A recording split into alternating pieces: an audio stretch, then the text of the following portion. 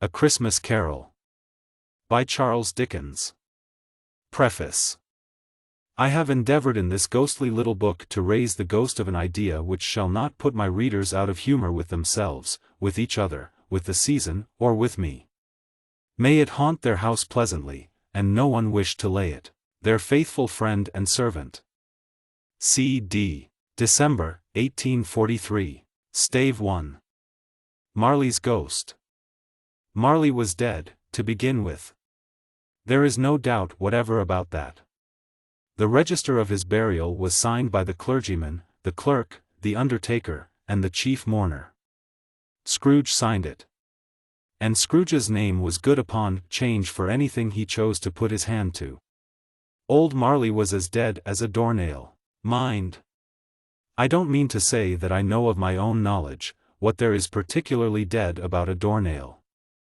I might have been inclined, myself, to regard a coffin nail as the deadest piece of ironmongery in the trade.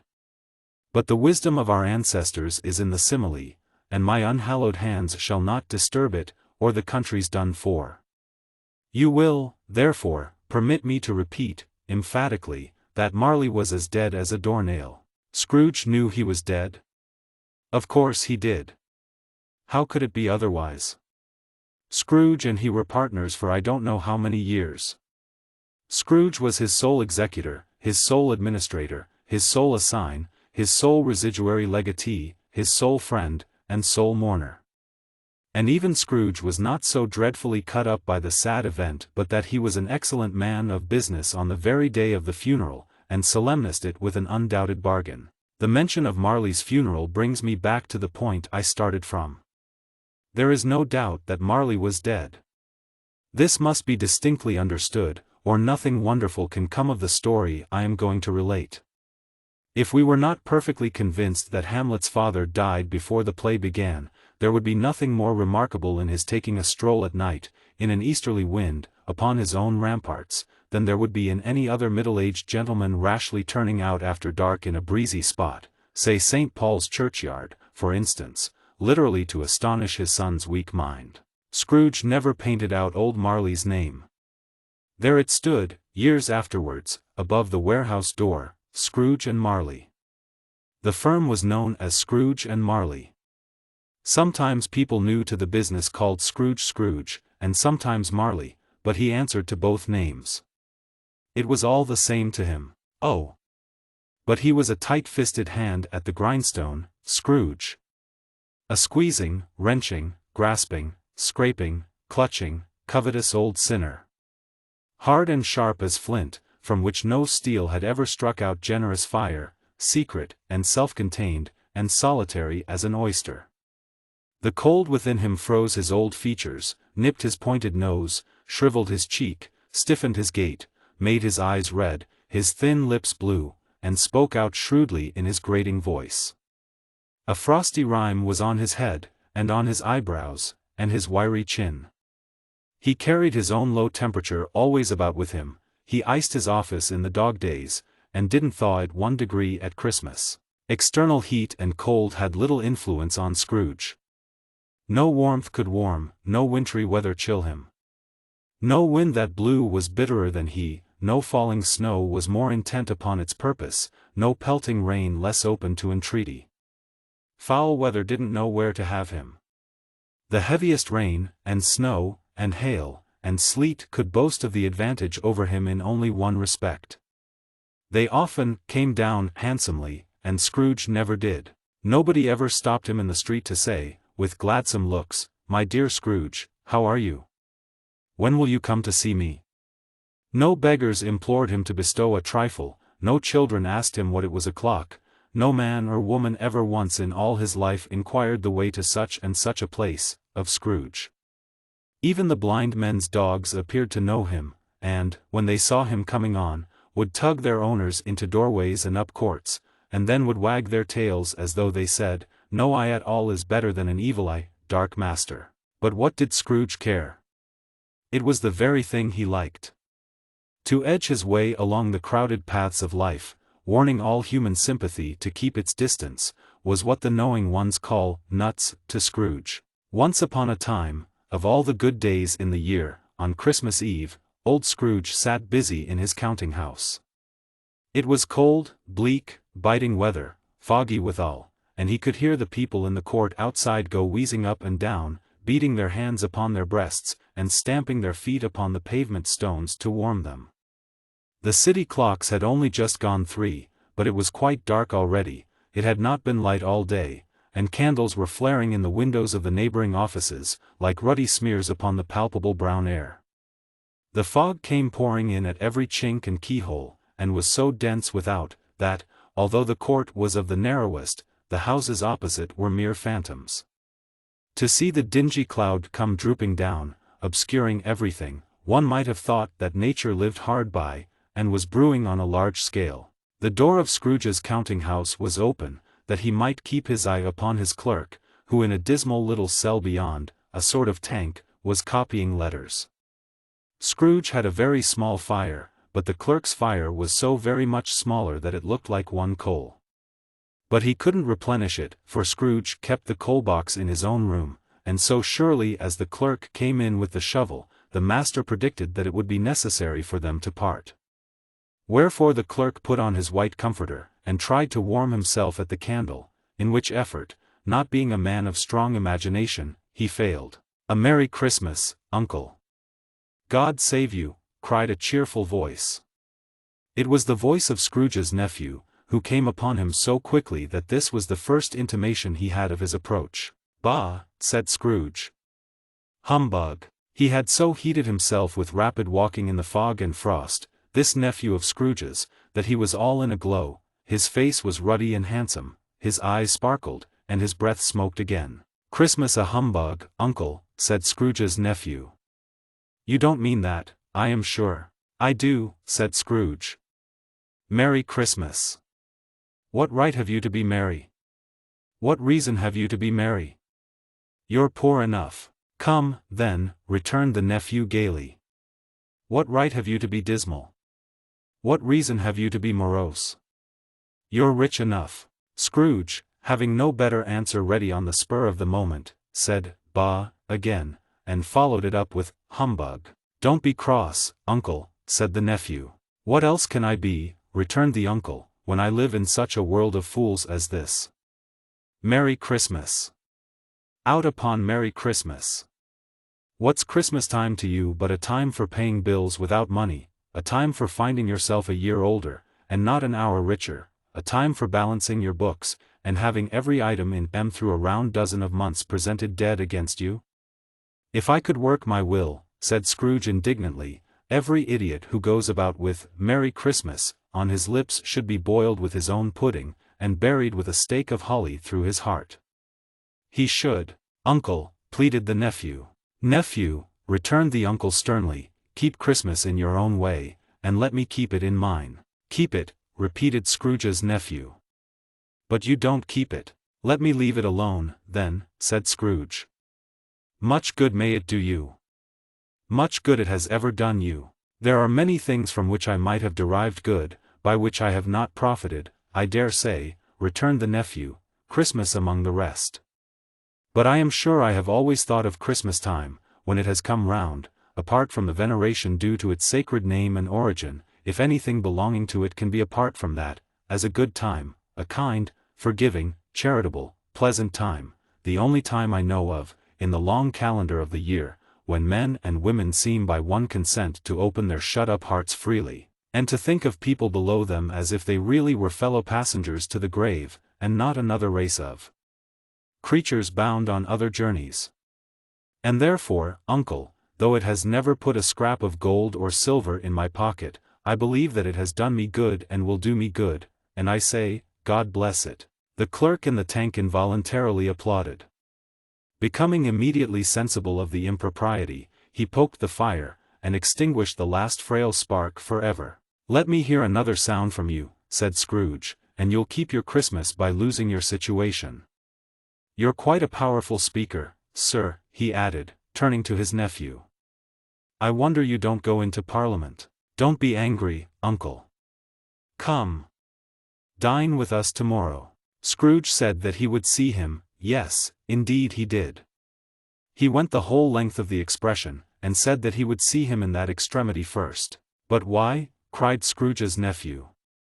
"Why did you get married?" said Scrooge. "Because I fell in love." "Because you fell in love," growled Scrooge, as if that were the only one thing in the world more ridiculous than a Merry Christmas. "Good afternoon." "Nay, uncle, but you never came to see me before that happened. Why give it as a reason for not coming now?" "Good afternoon," said Scrooge. "I want nothing from you, I ask nothing of you, why cannot we be friends?" "Good afternoon," said Scrooge. "I am sorry, with all my heart, to find you so resolute. We have never had any quarrel to which I have been a party. But I have made the trial in homage to Christmas, and I'll keep my Christmas humor to the last. So a Merry Christmas, uncle." "Good afternoon," said Scrooge. "And a Happy New Year." "Good afternoon," said Scrooge. His nephew left the room without an angry word, notwithstanding. He stopped at the outer door to bestow the greetings of the season on the clerk, who, cold as he was warmer than Scrooge, for he returned them cordially. "There's another fellow," muttered Scrooge, who overheard him, "my clerk, with 15 shillings a week, and a wife and family, talking about a Merry Christmas. I'll retire to Bedlam." This lunatic, in letting Scrooge's nephew out, had let 2 other people in. They were portly gentlemen, pleasant to behold, and now stood, with their hats off, in Scrooge's office. They had books and papers in their hands, and bowed to him. "Scrooge and Marley's, I believe," said one of the gentlemen, referring to his list. "Have I the pleasure of addressing Mr. Scrooge, or Mr. Marley?" "Mr. Marley has been dead these 7 years, Scrooge replied. "He died 7 years ago, this very night." "We have no doubt his liberality is well represented by his surviving partner," said the gentleman, presenting his credentials. It certainly was, for they had been 2 kindred spirits. At the ominous word liberality, Scrooge frowned, and shook his head, and handed the credentials back. "At this festive season of the year, Mr. Scrooge," said the gentleman, taking up a pen, "it is more than usually desirable that we should make some slight provision for the poor and destitute, who suffer greatly at the present time. Many thousands are in want of common necessaries, hundreds of thousands are in want of common comforts, sir." "Are there no prisons?" asked Scrooge. "Plenty of prisons," said the gentleman, laying down the pen again. "And the Union workhouses?" demanded Scrooge. "Are they still in operation?" "They are." "Still," returned the gentleman, "I wish I could say they were not." "The treadmill and the poor law are in full vigor, then?" said Scrooge. "Both very busy, sir." "Oh! I was afraid, from what you said at first, that something had occurred to stop them in their useful course," said Scrooge. "I am very glad to hear it. Under the impression that they scarcely furnish Christian cheer of mind or body to the multitude," returned the gentleman, "a few of us are endeavoring to raise a fund to buy the poor some meat and drink, and means of warmth. We choose this time, because it is a time, of all others, when want is keenly felt and abundance rejoices." "What shall I put you down for?" "Nothing," Scrooge replied. "You wish to be anonymous?" "I wish to be left alone," said Scrooge. "Since you ask me what I wish, gentlemen, that is my answer. I don't make merry myself at Christmas, and I can't afford to make idle people merry. I help to support the establishments I have mentioned, they cost enough, and those who are badly off must go there. Many can't go there, and many would rather die." "If they would rather die," said Scrooge, "they had better do it, and decrease the surplus population. Besides, excuse me, I don't know that." "But you might know it," observed the gentleman. "It's not my business," Scrooge returned. "It's enough for a man to understand his own business, and not to interfere with other people's. Mine occupies me constantly. Good afternoon, gentlemen." Seeing clearly that it would be useless to pursue their point, the gentleman withdrew. Scrooge resumed his labors with an improved opinion of himself, and in a more facetious temper than was usual with him. Meanwhile the fog and darkness thickened so, that people ran about with flaring links, proffering their services to go before horses in carriages, and conduct them on their way. The ancient tower of a church, whose gruff old bell was always peeping slyly down at Scrooge out of a Gothic window in the wall, became invisible, and struck the hours and quarters in the clouds, with tremulous vibrations afterwards, as if its teeth were chattering in its frozen head up there. The cold became intense. In the main street, at the corner of the court, some laborers were repairing the gas pipes, and had lighted a great fire in a brazier, round which a party of ragged men and boys were gathered, warming their hands and winking their eyes before the blaze in rapture. The water plug being left in solitude, its overflowing suddenly congealed, and turned to misanthropic ice. The brightness of the shops, where holly sprigs and berries crackled in the lamp heat of the windows, made pale faces ruddy as they passed. Poulterers' and grocers' trades became a splendid joke, a glorious pageant, with which it was next to impossible to believe that such dull principles as bargain and sale had anything to do. The Lord Mayor, in the stronghold of the mighty mansion house, gave orders to his 50 cooks and butlers to keep Christmas as a Lord Mayor's household should, and even the little tailor, whom he had fined 5 shillings on the previous Monday for being drunk and bloodthirsty in the streets, stirred up tomorrow's pudding in his garret, while his lean wife and the baby sallied out to buy the beef, foggier yet, and colder. Piercing, searching, biting cold. If the good St. Dunstan had but nipped the evil spirit's nose with a touch of such weather as that, instead of using his familiar weapons, then indeed he would have roared to lusty purpose. The owner of one scant young nose, gnawed and mumbled by the hungry cold as bones are gnawed by dogs, stooped down at Scrooge's keyhole to regale him with a Christmas carol, but, at the first sound of "God bless you, merry gentlemen, may nothing you dismay," Scrooge seized the ruler with such energy of action that the singer fled in terror, leaving the keyhole to the fog, and even more congenial frost. At length the hour of shutting up the counting-house arrived. With an ill-will Scrooge dismounted from his stool, and tacitly admitted the fact to the expectant clerk in the tank, who instantly snuffed his candle out, and put on his hat. "You'll want all day tomorrow, I suppose?" said Scrooge. "If quite convenient, sir." "It's not convenient," said Scrooge, "and it's not fair. If I was to stop half a crown for it, you'd think yourself ill-used, I'll be bound." The clerk smiled faintly. "And yet," said Scrooge, "you don't think me ill-used when I pay a day's wages for no work." The clerk observed that it was only once a year. "A poor excuse for picking a man's pocket every 25th of December," said Scrooge, buttoning his greatcoat to the chin. "But I suppose you must have the whole day. Be here all the earlier next morning." The clerk promised that he would, and Scrooge walked out with a growl.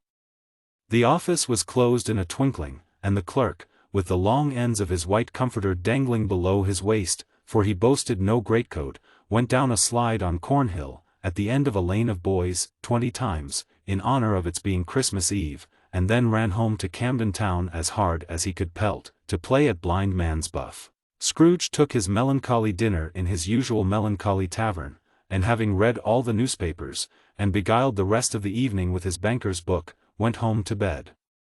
He lived in chambers which had once belonged to his deceased partner. They were a gloomy suite of rooms, in a lowering pile of building up a yard, where it had so little business to be, that one could scarcely help fancying it must have run there when it was a young house, playing at hide-and-seek with other houses, and have forgotten the way out again. It was old enough now, and dreary enough, for nobody lived in it but Scrooge, the other rooms being all let out as offices. The yard was so dark that even Scrooge, who knew its every stone, was fain to grope with his hands. The fog and frost so hung about the black old gateway of the house, that it seemed as if the genius of the weather sat in mournful meditation on the threshold. Now, it is a fact that there was nothing at all particular about the knocker on the door, except that it was very large. It is also a fact that Scrooge had seen it, night and morning, during his whole residence in that place, also that Scrooge had as little of what is called fancy about him as any man in the city of London, even including, which is a bold word, the corporation, aldermen, and livery. Let it also be borne in mind that Scrooge had not bestowed one thought on Marley since his last mention of his 7 years dead partner that afternoon. And then let any man explain to me, if he can, how it happened that Scrooge, having his key in the lock of the door, saw in the knocker, without its undergoing any intermediate process of change, not a knocker, but Marley's face. Marley's face. It was not an impenetrable shadow, as the other objects in the yard were, but had a dismal light about it, like a bad lobster in a dark cellar. It was not angry or ferocious, but looked at Scrooge as Marley used to look, with ghostly spectacles turned up on its ghostly forehead. The hair was curiously stirred, as if by breath or hot air, and, though the eyes were wide open, they were perfectly motionless. That, and its livid color, made it horrible, but its horror seemed to be in spite of the face, and beyond its control, rather than a part of its own expression. As Scrooge looked fixedly at this phenomenon, it was a knocker again. To say that he was not startled, or that his blood was not conscious of a terrible sensation to which it had been a stranger from infancy, would be untrue. But he put his hand upon the key he had relinquished, turned it sturdily, walked in, and lighted his candle. He did pause, with a moment's irresolution, before he shut the door, and he did look cautiously behind it first, as if he half expected to be terrified with the sight of Marley's pigtail sticking out into the hall. But there was nothing on the back of the door, except the screws and nuts that held the knocker on, so he said, "Pooh, pooh," and closed it with a bang. The sound resounded through the house like thunder. Every room above, and every cask in the wine merchant's cellars below, appeared to have a separate peal of echoes of its own. Scrooge was not a man to be frightened by echoes. He fastened the door, and walked across the hall, and up the stairs, slowly, too, trimming his candle as he went. You may talk vaguely about driving a coach and six up a good old flight of stairs, or through a bad young Act of Parliament, but I mean to say you might have got a hearse up that staircase, and taken it broadwise, with the splinter bar towards the wall, and the door towards the balustrades, and done it easy. There was plenty of width for that, and room to spare, which is perhaps the reason why Scrooge thought he saw a locomotive hearse going on before him in the gloom. Half a dozen gas lamps out of the street wouldn't have lighted the entry too well, so you may suppose that it was pretty dark with Scrooge's dip. Up Scrooge went, not caring a button for that. Darkness is cheap, and Scrooge liked it. But, before he shut his heavy door, he walked through his rooms to see that all was right. He had just enough recollection of the face to desire to do that. Sitting room, bedroom, lumber room. All as they should be. Nobody under the table, nobody under the sofa, a small fire in the grate, spoon and basin ready, and the little saucepan of gruel. Scrooge had a cold in his head, upon the hob. Nobody under the bed, nobody in the closet, nobody in his dressing gown, which was hanging up in a suspicious attitude against the wall. Lumber room as usual. Old fire guard, old shoes, 2 fish baskets, washing stand on 3 legs, and a poker. Quite satisfied, he closed his door, and locked himself in, double-locked himself in, which was not his custom. Thus secured against surprise, he took off his cravat, put on his dressing gown and slippers, and his nightcap, and sat down before the fire to take his gruel. It was a very low fire indeed, nothing on such a bitter night. He was obliged to sit close to it, and brood over it, before he could extract the least sensation of warmth from such a handful of fuel. The fireplace was an old one, built by some Dutch merchant long ago, and paved all round with quaint Dutch tiles, designed to illustrate the scriptures. There were Cains and Abels, Pharaoh's daughters, queens of Sheba, angelic messengers descending through the air on clouds like featherbeds, Abrahams, Belshazzars, apostles putting off to sea in butterboats, hundreds of figures to attract his thoughts, and yet that face of Marley, 7 years dead, came like the ancient prophet's rod, and swallowed up the whole.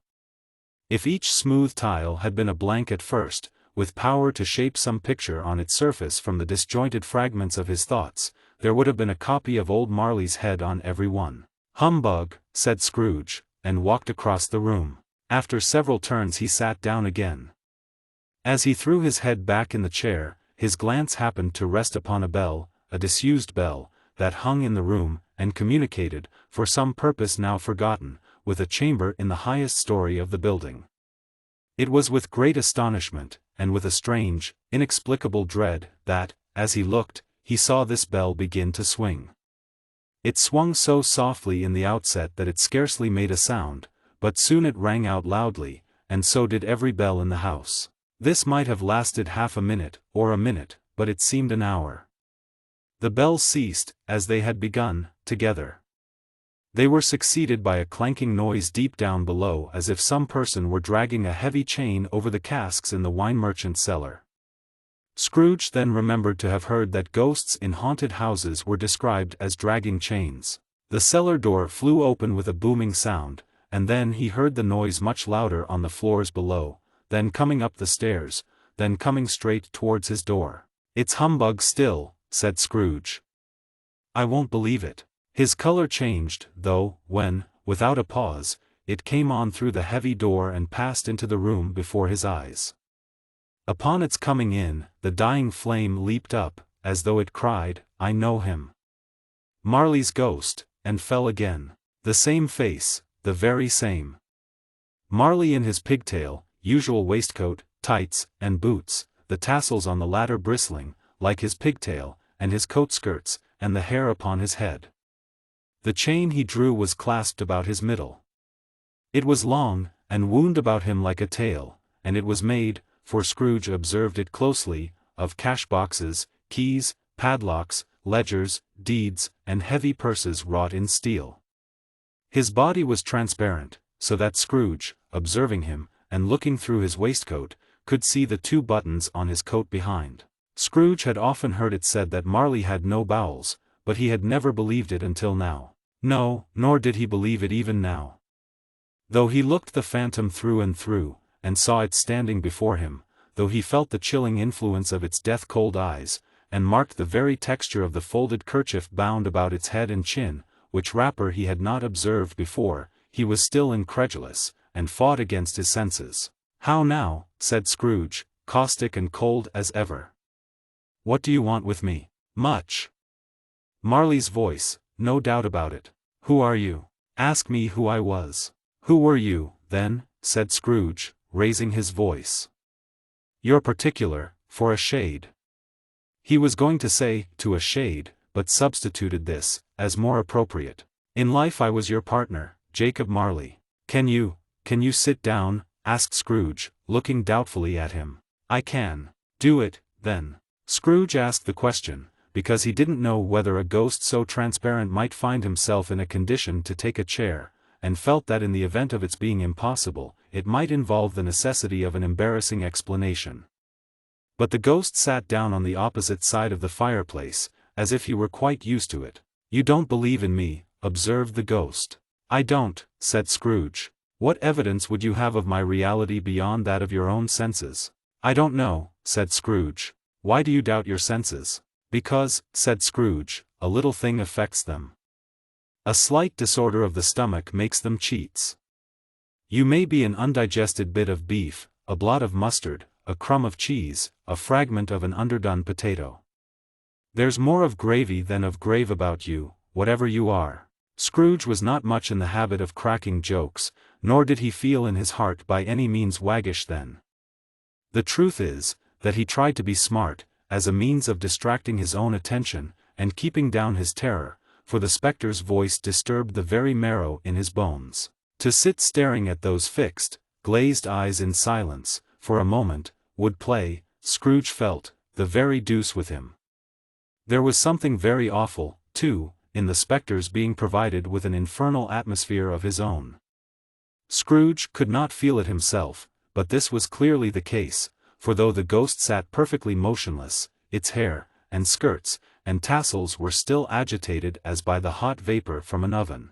"You see this toothpick?" said Scrooge, returning quickly to the charge, for the reason just assigned, and wishing, though it were only for a second, to divert the vision's stony gaze from himself. "I do," replied the ghost. "You are not looking at it," said Scrooge. "But I see it," said the ghost, notwithstanding. "Well," returned Scrooge, "I have but to swallow this, and be for the rest of my days persecuted by a legion of goblins, all of my own creation.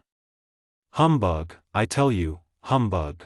At this the spirit raised a frightful cry, and shook its chain with such a dismal and appalling noise, that Scrooge held on tight to his chair, to save himself from falling in a swoon. But how much greater was his horror when the phantom, taking off the bandage round his head, as if it were too warm to wear indoors, its lower jaw dropped down upon its breast. Scrooge fell upon his knees, and clasped his hands before his face. "Mercy," he said. "Dreadful apparition, why do you trouble me?" "Man of the worldly mind," replied the ghost, "do you believe in me or not?" "I do," said Scrooge, "I must. But why do spirits walk the earth, and why do they come to me?" "It is required of every man," the ghost returned, "that the spirit within him should walk abroad among his fellow men, and travel far and wide, and, if that spirit goes not forth in life, it is condemned to do so after death. It is doomed to wander through the world, oh, woe is me, and witness what it cannot share, but might have shared on earth, and turn to happiness." Again the spectre raised a cry, and shook its chain and wrung its shadowy hands. "You are fettered," said Scrooge, trembling. "Tell me why." "I wear the chain I forged in life," replied the ghost. "I made it link by link, and yard by yard, I girded it on of my own free will, and of my own free will I wore it. Is its pattern strange to you?" Scrooge trembled more and more. "Or would you know," pursued the ghost, "the weight and length of the strong coil you bear yourself? It was full as heavy and as long as this 7 Christmas Eves ago. You have labored on it since. It is a ponderous chain." Scrooge glanced about him on the floor, in the expectation of finding himself surrounded by some 50 or 60 fathoms of iron cable, but he could see nothing. "Jacob," he said imploringly. "Old Jacob Marley, tell me more. Speak comfort to me, Jacob." "I have none to give," the ghost replied. "It comes from other regions, Ebenezer Scrooge, and is conveyed by other ministers, to other kinds of men. Nor can I tell you what I would. A very little more is all permitted to me. I cannot rest, I cannot stay, I cannot linger anywhere. My spirit never walked beyond our counting-house, mark me, in life my spirit never roved beyond the narrow limits of our money-changing hole, and weary journeys lie before me." It was a habit with Scrooge, whenever he became thoughtful, to put his hands in his breeches pockets. Pondering on what the ghost had said, he did so now, but without lifting up his eyes, or getting off his knees. "You must have been very slow about it, Jacob," Scrooge observed in a businesslike manner, though with humility and deference. "Slow," the ghost repeated. 7 years dead," mused Scrooge. "And traveling all the time?" "The whole time," said the ghost. "No rest, no peace. Incessant torture of remorse." "You travel fast," said Scrooge. "On the wings of the wind," replied the ghost. "You might have got over a great quantity of ground in 7 years," said Scrooge. The ghost, on hearing this, set up another cry, and clanked its chain so hideously in the dead silence of the night, that the ward would have been justified in indicting it for a nuisance. "Oh! Captive, bound, and double-ironed," cried the phantom, "not to know that ages of incessant labor, by immortal creatures, for this earth must pass into eternity before the good of which it is susceptible is all developed. Not to know that any Christian spirit working kindly in its little sphere, whatever it may be, will find its mortal life too short for its vast means of usefulness. Not to know that no space of regret can make amends for one life's opportunities misused. Yet such was I. Oh, such was I. But you were always a good man of business, Jacob," faltered Scrooge, who now began to apply this to himself. "Business," cried the ghost, wringing its hands again. "Mankind was my business. The common welfare was my business. Charity, mercy, forbearance, and benevolence were, all, my business. The dealings of my trade were but a drop of water in the comprehensive ocean of my business." It held up its chain at arm's length, as if that were the cause of all its unavailing grief, and flung it heavily upon the ground again. "At this time of the rolling year," the spectre said, "I suffer most. Why did I walk through crowds of fellow beings with my eyes turned down, and never raise them to that blessed star which led the wise men to a poor abode? Were there no poor homes to which its light would have conducted me?" Scrooge was very much dismayed to hear the spectre going on at this rate, and began to quake exceedingly. "Hear me," cried the ghost. "My time is nearly gone." "I will," said Scrooge. "But don't be hard upon me. Don't be flowery, Jacob. Pray, how it is that I appear before you in a shape that you can see, I may not tell. I have sat invisible beside you many and many a day. It was not an agreeable idea. Scrooge shivered, and wiped the perspiration from his brow. That is no light part of my penance, pursued the ghost. I am here tonight to warn you that you have yet a chance and hope of escaping my fate.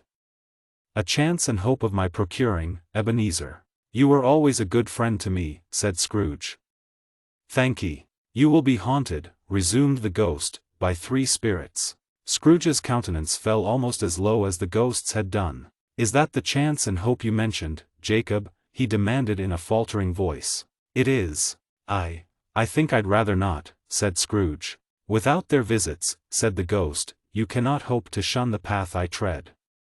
Expect the first tomorrow when the bell tolls 1. Couldn't I take 'em all at once, and have it over, Jacob? Hinted Scrooge. Expect the second on the next night at the same hour. The third, upon the next night when the last stroke of 12 has ceased to vibrate.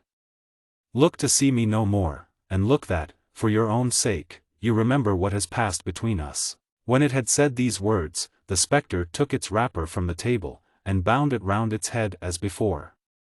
Scrooge knew this by the smart sound its teeth made when the jaws were brought together by the bandage. He ventured to raise his eyes again, and found his supernatural visitor confronting him in an erect attitude, with its chain wound over and about its arm. The apparition walked backward from him, and, at every step it took, the window raised itself a little, so that, when the spectre reached it, it was wide open. It beckoned Scrooge to approach, which he did. When they were within 2 paces of each other, Marley's ghost held up its hand, warning him to come no nearer. Scrooge stopped. Not so much in obedience as in surprise and fear, for, on the raising of the hand, he became sensible of confused noises in the air, incoherent sounds of lamentation and regret, wailings inexpressibly sorrowful and self-accusatory. The spectre, after listening for a moment, joined in the mournful dirge, and floated out upon the bleak, dark night. Scrooge followed to the window, desperate in his curiosity. He looked out. The air was filled with phantoms, wandering hither and thither in restless haste, and moaning as they went. Every one of them wore chains like Marley's ghost. Some few, they might be guilty governments, were linked together, none were free. Many had been personally known to Scrooge in their lives. He had been quite familiar with one old ghost in a white waistcoat, with a monstrous iron safe attached to its ankle, who cried piteously at being unable to assist a wretched woman with an infant, whom it saw below upon a doorstep. The misery with them all was clearly, that they sought to interfere, for good, in human matters, and had lost the power forever. Whether these creatures faded into mist, or mist enshrouded them, he could not tell. But they and their spirit voices faded together, and the night became as it had been when he walked home. Scrooge closed the window, and examined the door by which the ghost had entered. It was double-locked, as he had locked it with his own hands, and the bolts were undisturbed. He tried to say, "Humbug," but stopped at the first syllable. And being, from the emotions he had undergone, or the fatigues of the day, or his glimpse of the invisible world, or the dull conversation of the ghost, or the lateness of the hour, much in need of repose, went straight to bed without undressing, and fell asleep upon the instant. Stave 2. The first of the 3 spirits. When Scrooge awoke it was so dark, that, looking out of bed, he could scarcely distinguish the transparent window from the opaque walls of his chamber. He was endeavoring to pierce the darkness with his ferret eyes, when the chimes of a neighboring church struck the 4 quarters. So he listened for the hour. To his great astonishment, the heavy bell went on from 6 to 7, and from 7 to 8, and regularly up to 12, then stopped. 12. It was past 2 when he went to bed. The clock was wrong. An icicle must have got into the works.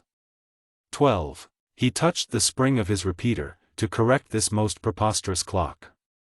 Its rapid little pulse beat 12, and stopped. "Why, it isn't possible," said Scrooge, "that I can have slept through a whole day and far into another night. It isn't possible that anything has happened to the sun, and this is 12 at noon." The idea being an alarming one, he scrambled out of bed, and groped his way to the window. He was obliged to rub the frost off with the sleeve of his dressing gown before he could see anything, and could see very little then. All he could make out was, that it was still very foggy and extremely cold, and that there was no noise of people running to and fro, and making a great stir, as there unquestionably would have been if night had beaten off bright day, and taken possession of the world. This was a great relief, because 3 days after sight of this first of exchange pay to Mr. Ebenezer Scrooge or his order, and so forth, would have become a mere United States security if there were no days to count by. Scrooge went to bed again, and thought, and thought, and thought it over and over, and could make nothing of it. The more he thought, the more perplexed he was, and, the more he endeavored not to think, the more he thought. Marley's ghost bothered him exceedingly. Every time he resolved within himself, after mature inquiry, that it was all a dream, his mind flew back again, like a strong spring released, to its first position, and presented the same problem to be worked all through: was it a dream or not? Scrooge lay in this state until the chime had gone 3/4 more, when he remembered, on a sudden, that the ghost had warned him of a visitation when the bell tolled 1. He resolved to lie awake until the hour was past, and, considering that he could no more go to sleep than go to heaven, this was, perhaps, the wisest resolution in his power. The quarter was so long, that he was more than once convinced he must have sunk into a doze unconsciously, and missed the clock. At length it broke upon his listening ear. Ding, dong. 1/4 past, said Scrooge, counting. Ding, dong. 1/2 past, said Scrooge. Ding, dong. 1/4 to it, said Scrooge. Ding, dong. The hour itself, said Scrooge triumphantly, and nothing else. He spoke before the hour bell sounded, which it now did with a deep, dull, hollow, melancholy one. Light flashed up in the room upon the instant, and the curtains of his bed were drawn. The curtains of his bed were drawn aside, I tell you, by a hand. Not the curtains at his feet, nor the curtains at his back, but those to which his face was addressed. The curtains of his bed were drawn aside, and Scrooge, starting up into a half-recumbent attitude, found himself face to face with the unearthly visitor who drew them, as close to it as I am now to you, and I am standing in the spirit at your elbow. It was a strange figure, like a child, yet not so like a child as like an old man, viewed through some supernatural medium, which gave him the appearance of having receded from the view, and being diminished to a child's proportions. Its hair, which hung about its neck and down its back, was white, as if with age, and yet the face had not a wrinkle in it, and the tenderest bloom was on the skin. The arms were very long and muscular, the hands the same, as if its hold were of uncommon strength. Its legs and feet, most delicately formed, were, like those upper members, bare. It wore a tunic of the purest white, and round its waist was bound a lustrous belt, the sheen of which was beautiful. It held a branch of fresh green holly in its hand, and, in singular contradiction of that wintry emblem, had its dress trimmed with summer flowers. But the strangest thing about it was, that from the crown of its head there sprang a bright clear jet of light, by which all this was visible, and which was doubtless the occasion of its using, in its duller moments, a great extinguisher for a cap, which it now held under its arm. Even this, though, when Scrooge looked at it with increasing steadiness, was not its strangest quality. For, as its belt sparkled and glittered, now in one part and now in another, and what was light one instant at another time was dark, so the figure itself fluctuated in its distinctness, being now a thing with one arm, now with one leg, now with 20 legs, now a pair of legs without a head, now a head without a body, of which dissolving parts no outline would be visible in the dense gloom wherein they melted away. And, in the very wonder of this, it would be itself again, distinct and clear as ever. "Are you the spirit, sir, whose coming was foretold to me?" asked Scrooge. "I am." The voice was soft and gentle, singularly low, as if, instead of being so close behind him, it were at a distance. "Who and what are you?" Scrooge demanded. "I am the ghost of Christmas past." "Long past?" inquired Scrooge, observant of its dwarfish stature. "No. Your past." Perhaps Scrooge could not have told anybody why, if anybody could have asked him, but he had a special desire to see the spirit in his cap, and begged him to be covered. "What!" exclaimed the ghost, "would you so soon put out, with worldly hands, the light I give? Is it not enough that you are one of those whose passions made this cap, and force me through whole trains of years to wear it low upon my brow? Scrooge reverently disclaimed all intention to offend or any knowledge of having wilfully bonnet the spirit at any period of his life. He then made bold to inquire what business brought him there. "Your welfare," said the ghost. Scrooge expressed himself much obliged, but could not help thinking that a night of unbroken rest would have been more conducive to that end.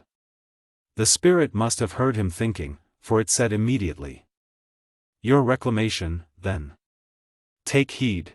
It put out its strong hand as it spoke, and clasped him gently by the arm. "Rise, and walk with me." It would have been in vain for Scrooge to plead that the weather and the hour were not adapted to pedestrian purposes, that bed was warm, and the thermometer a long way below freezing, that he was clad but lightly in his slippers, dressing gown, and nightcap, and that he had a cold upon him at that time.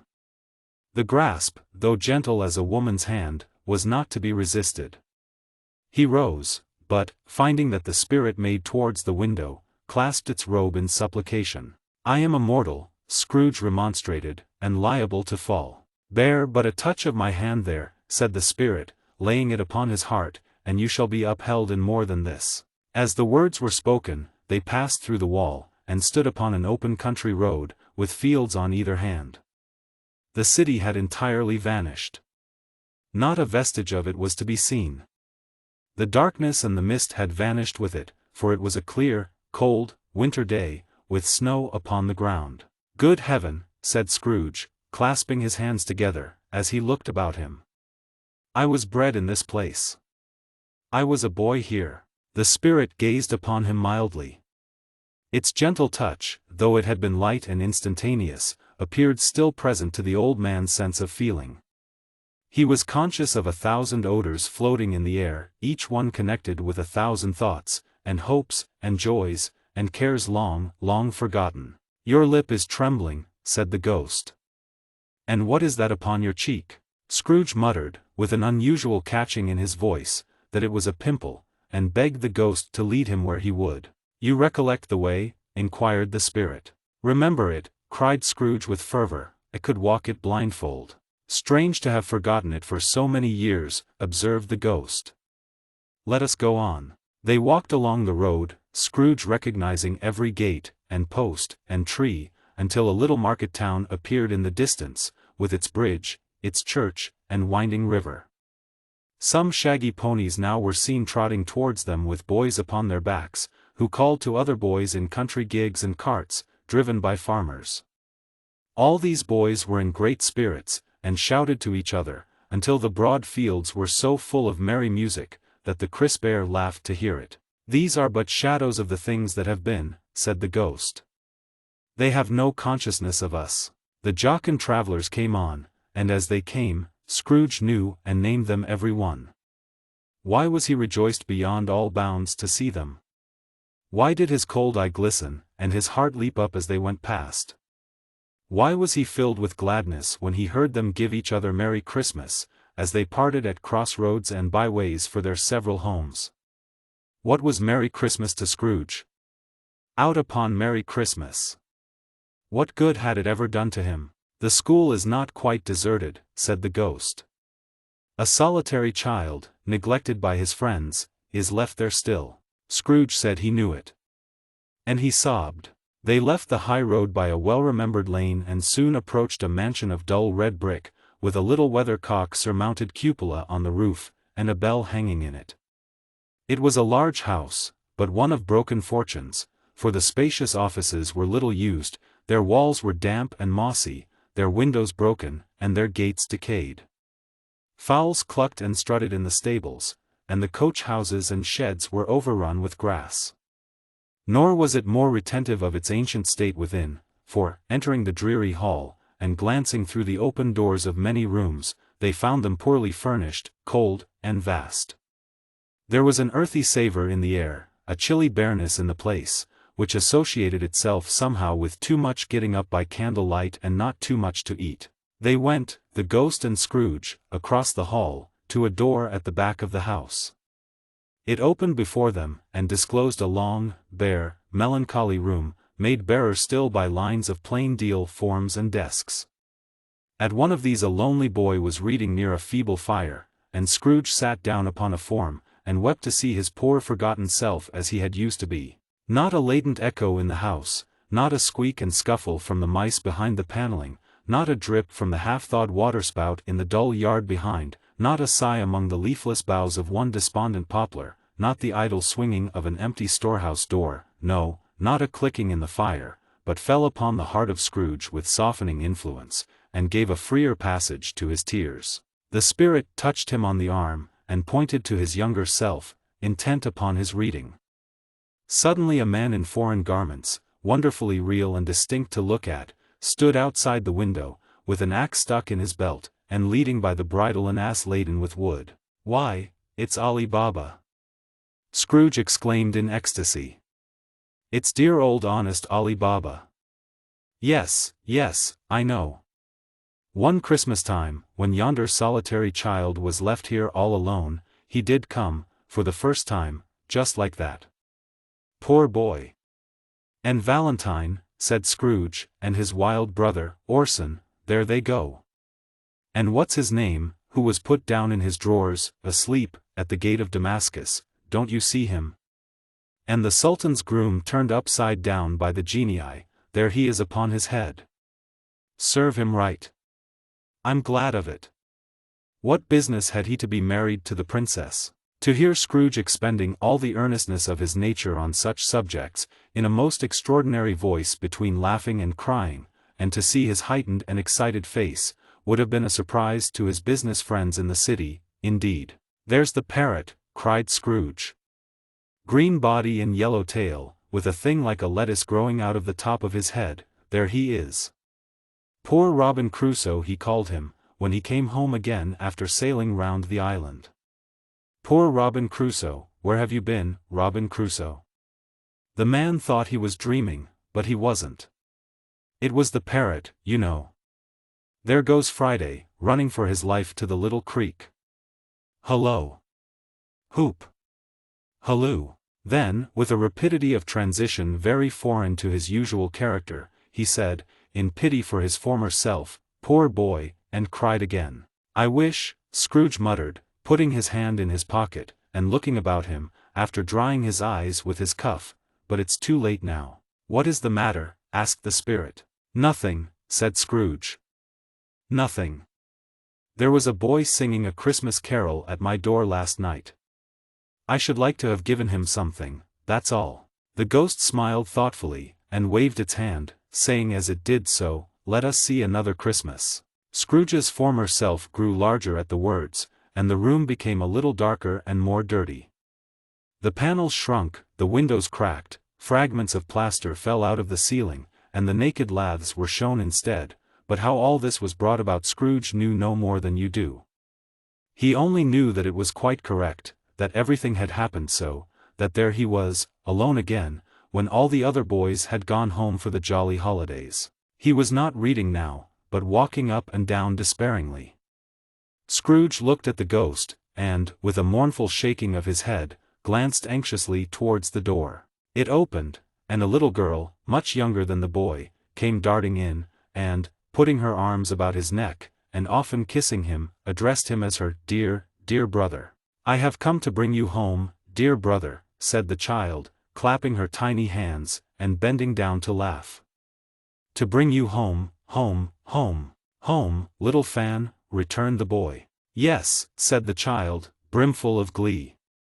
"Home for good and all. Home for ever and ever. Father is so much kinder than he used to be, that home's like heaven.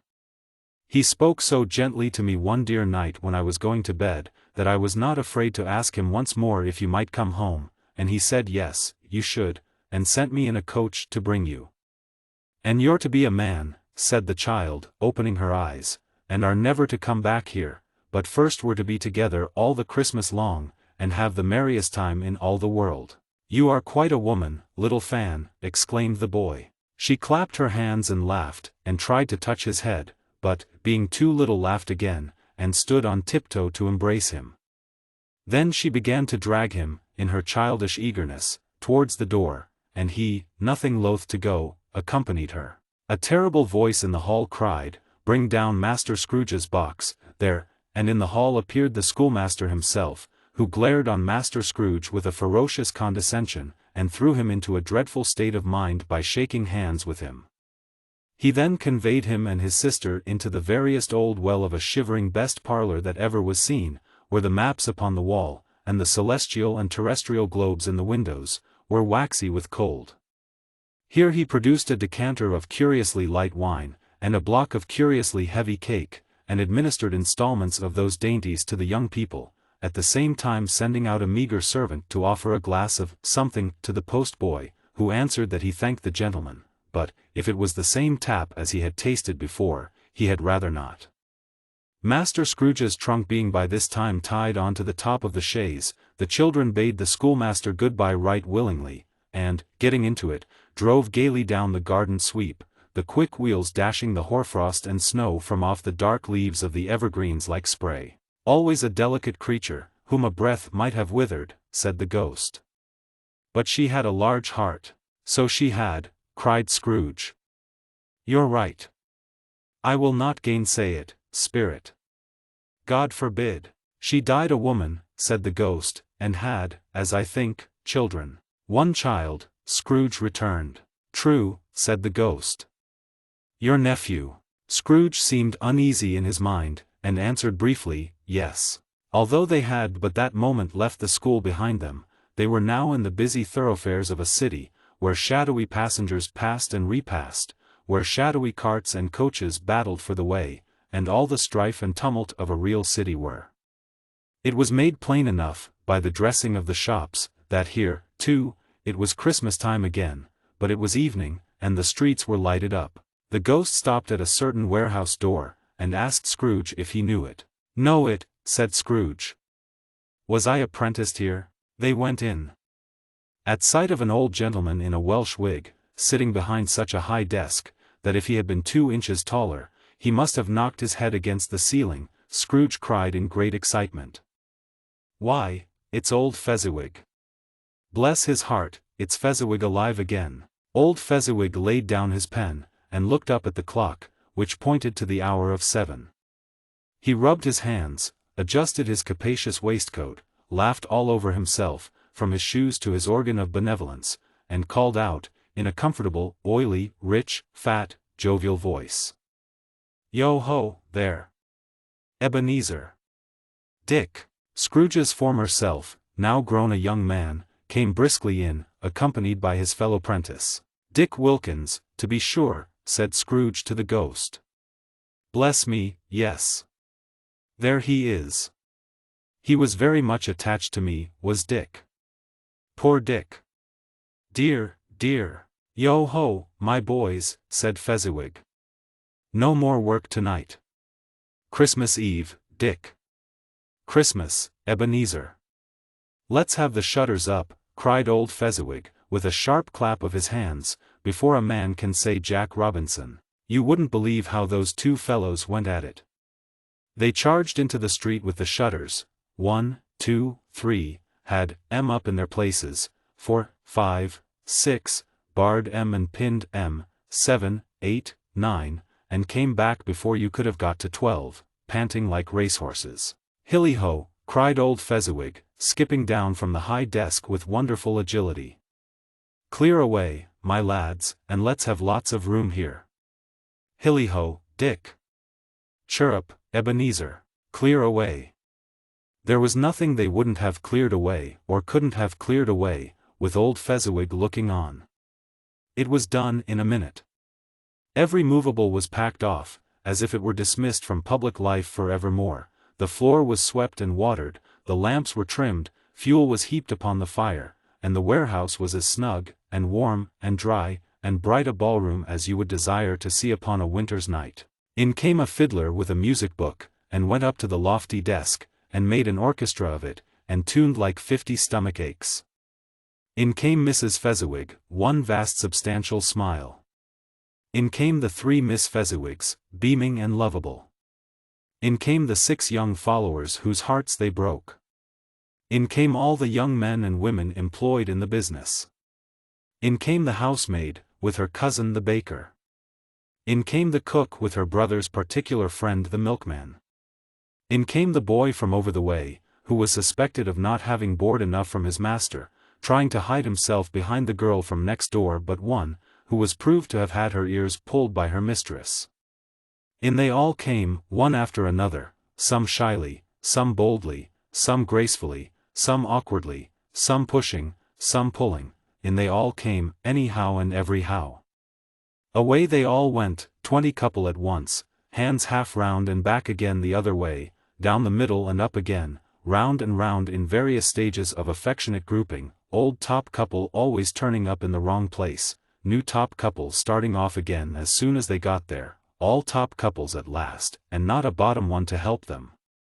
When this result was brought about, old Fezziwig, clapping his hands to stop the dance, cried out, "Well done," and the fiddler plunged his hot face into a pot of porter, especially provided for that purpose.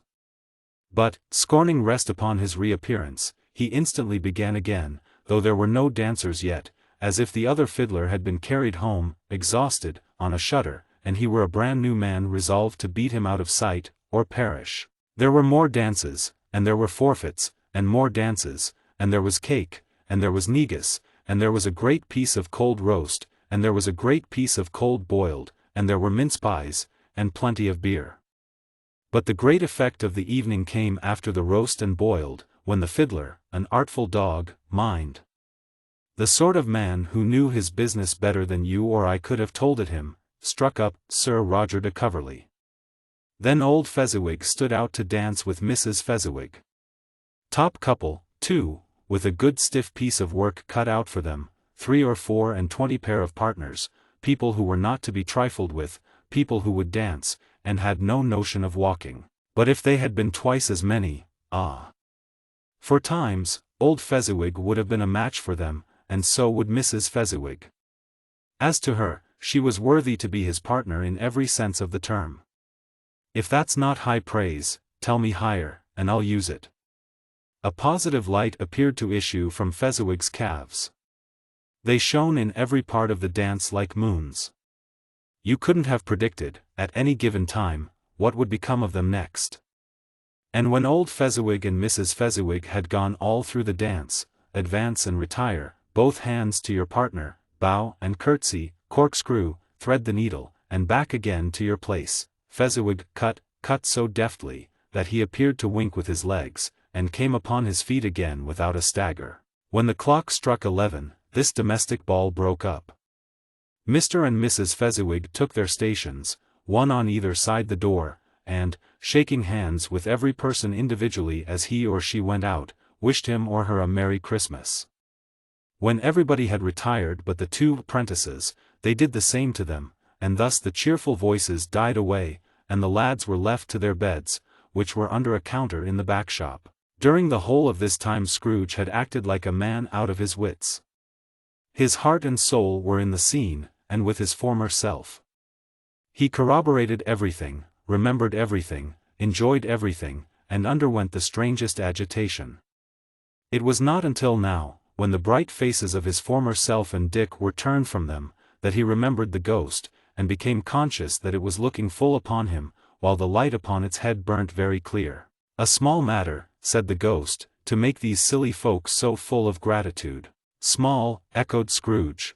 The spirit signed to him to listen to the 2 apprentices, who were pouring out their hearts in praise of Fezziwig, and when he had done so, said, "Why? Is it not? He has spent but a few pounds of your mortal money, 3 or 4, perhaps. Is that so much that he deserves this praise?" "It isn't that," said Scrooge, heated by the remark, and speaking unconsciously like his former, not his latter self. "It isn't that, spirit. He has the power to render us happy or unhappy, to make our service light or burdensome, a pleasure or a toil. Say that his power lies in words and looks, in things so slight and insignificant that it is impossible to add and count them up, what then? The happiness he gives is quite as great as if it cost a fortune." He felt the spirit's glance, and stopped. "What is the matter?" asked the ghost. "Nothing particular," said Scrooge. "Something, I think," the ghost insisted. "No," said Scrooge, "no. I should like to be able to say a word or two to my clerk just now. That's all." His former self turned down the lamps as he gave utterance to the wish, and Scrooge and the ghost again stood side by side in the open air. "My time grows short," observed the spirit. "Quick." This was not addressed to Scrooge, or to any one whom he could see, but it produced an immediate effect. For again Scrooge saw himself. He was older now, a man in the prime of life. His face had not the harsh and rigid lines of later years, but it had begun to wear the signs of care and avarice. There was an eager, greedy, restless motion in the eye, which showed the passion that had taken root, and where the shadow of the growing tree would fall. He was not alone, but sat by the side of a fair young girl in a mourning dress, in whose eyes there were tears, which sparkled in the light that shone out of the ghost of Christmas past. "It matters little," she said softly. "To you, very little.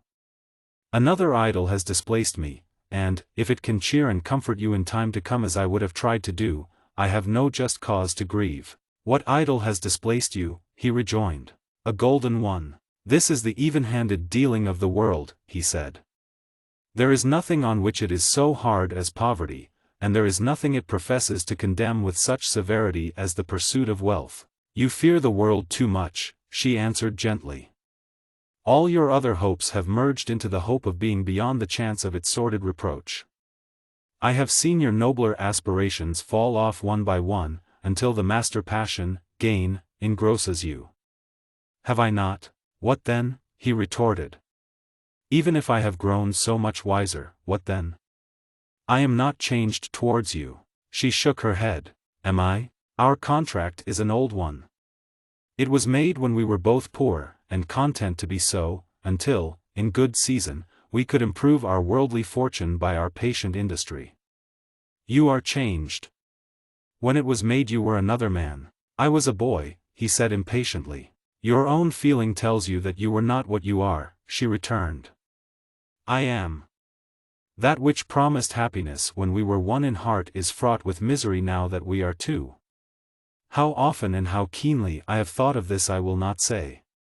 It is enough that I have thought of it, and can release you. Have I ever sought release? In words? No. Never. In what, then? In a changed nature, in an altered spirit, in another atmosphere of life, another hope as its great end. In everything that made my love of any worth or value in your sight.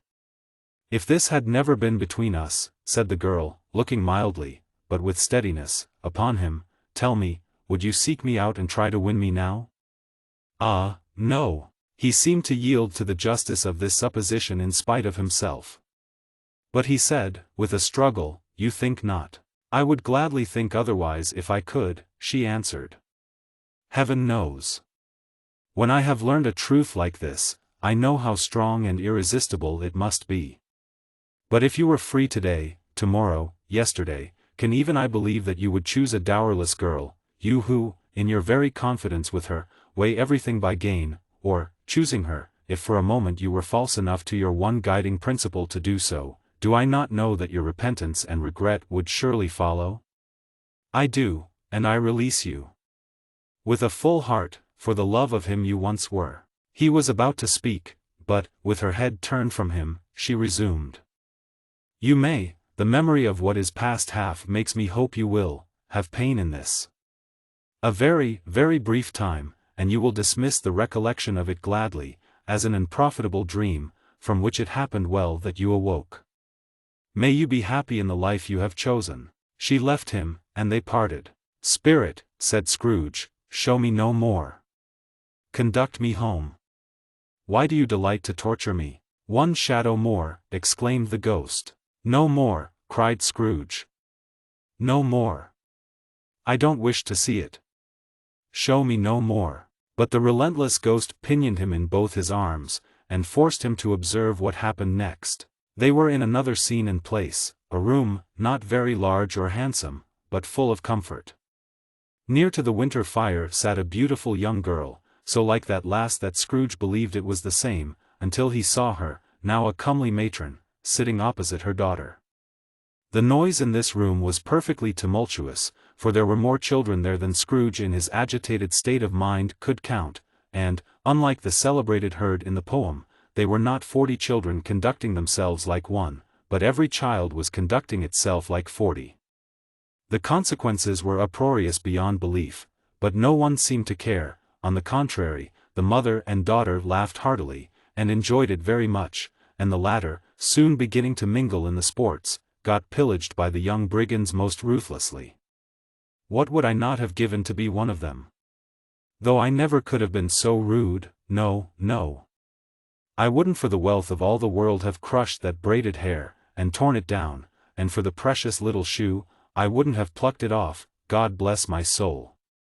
To save my life. As to measuring her waist in sport, as they did, bold young brood, I couldn't have done it. I should have expected my arm to have grown round it for a punishment, and never come straight again. And yet I should have dearly liked, I own, to have touched her lips, to have questioned her, that she might have opened them, to have looked upon the lashes of her downcast eyes, and never raised a blush, to have let loose waves of hair, an inch of which would be a keepsake beyond price. In short, I should have liked, I do confess, to have had the lightest license of a child, and yet to have been man enough to know its value. But now a knocking at the door was heard, and such a rush immediately ensued that she, with laughing face and plundered dress, was borne towards it the center of a flushed and boisterous group, just in time to greet the father, who came home attended by a man laden with Christmas toys and presents. Then the shouting and the struggling, and the onslaught that was made on the defenseless porter.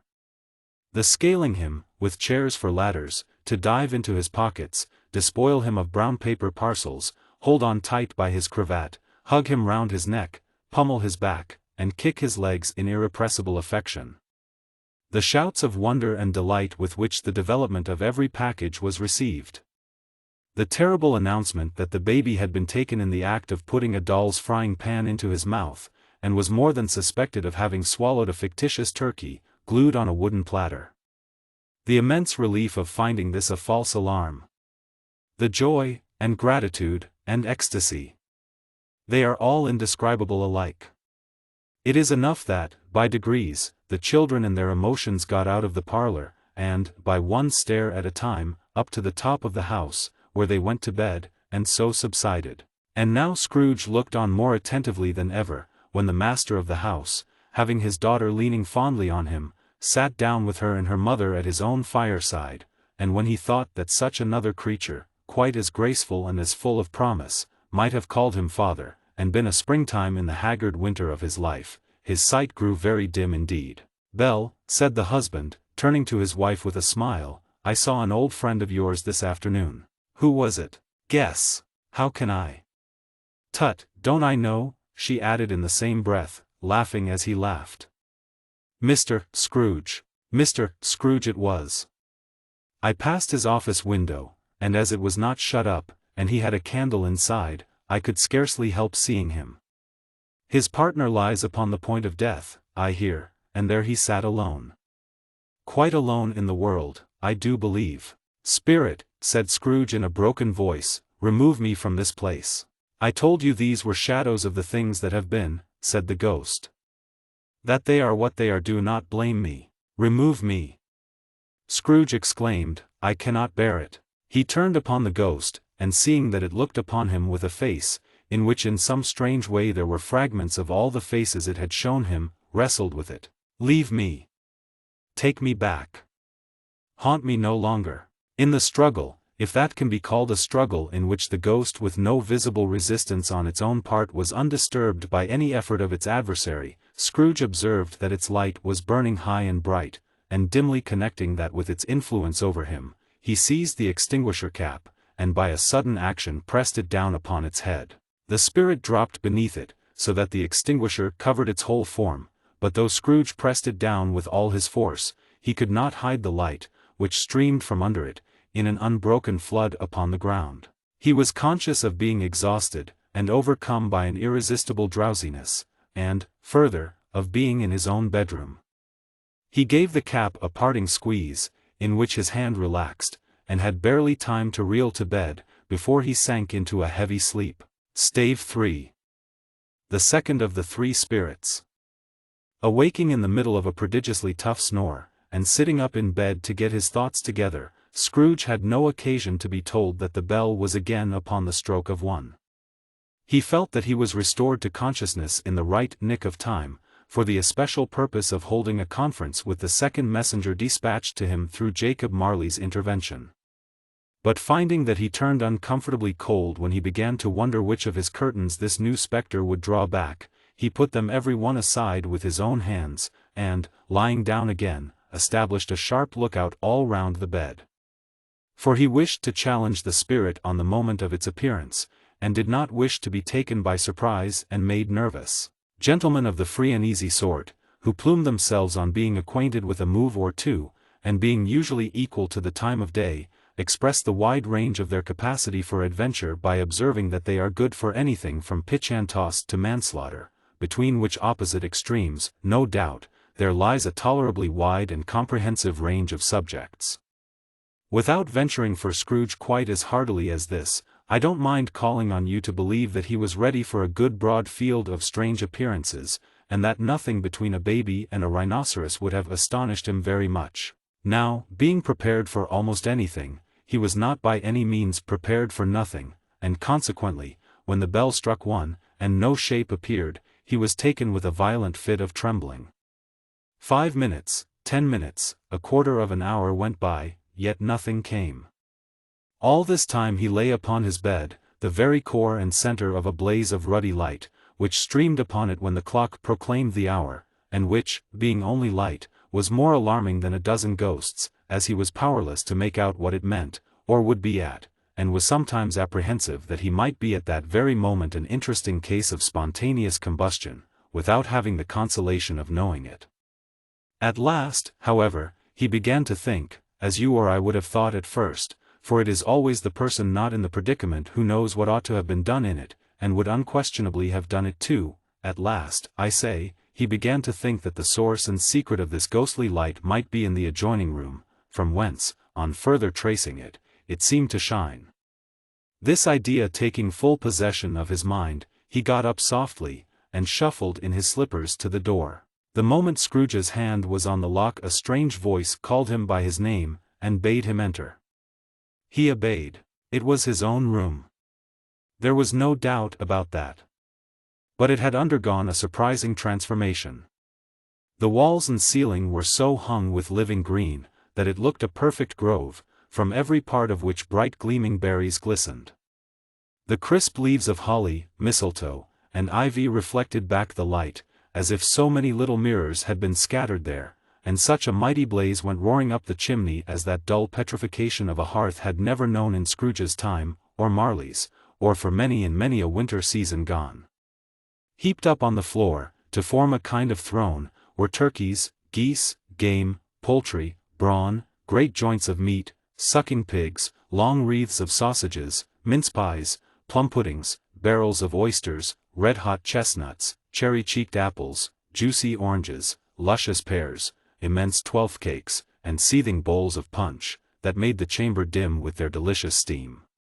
In easy state upon this couch there sat a jolly giant, glorious to see, who bore a glowing torch, in shape not unlike Plenty's horn, and held it up, high up, to shed its light on Scrooge as he came peeping round the door. "Come in," exclaimed the ghost. "Come in. And know me better, man." Scrooge entered timidly, and hung his head before this spirit. He was not the dogged Scrooge he had been, and though the spirit's eyes were clear and kind, he did not like to meet them. "I am the ghost of Christmas present," said the spirit. "Look upon me." Scrooge reverently did so. It was clothed in one simple deep green robe, or mantle, bordered with white fur. This garment hung so loosely on the figure, that its capacious breast was bare, as if disdaining to be warded or concealed by any artifice. Its feet, observable beneath the ample folds of the garment, were also bare, and on its head it wore no other covering than a holly wreath, set here and there with shining icicles. Its dark brown curls were long and free as its genial face, its sparkling eye, its open hand, its cheery voice, its unconstrained demeanor, and its joyful air. Girded round its middle was an antique scabbard, but no sword was in it, and the ancient sheath was eaten up with rust. "You have never seen the like of me before," exclaimed the spirit. "Never," Scrooge made answer to it. "Have never walked forth with the younger members of my family, meaning, for I am very young, my elder brothers born in these later years?" pursued the phantom. "I don't think I have," said Scrooge.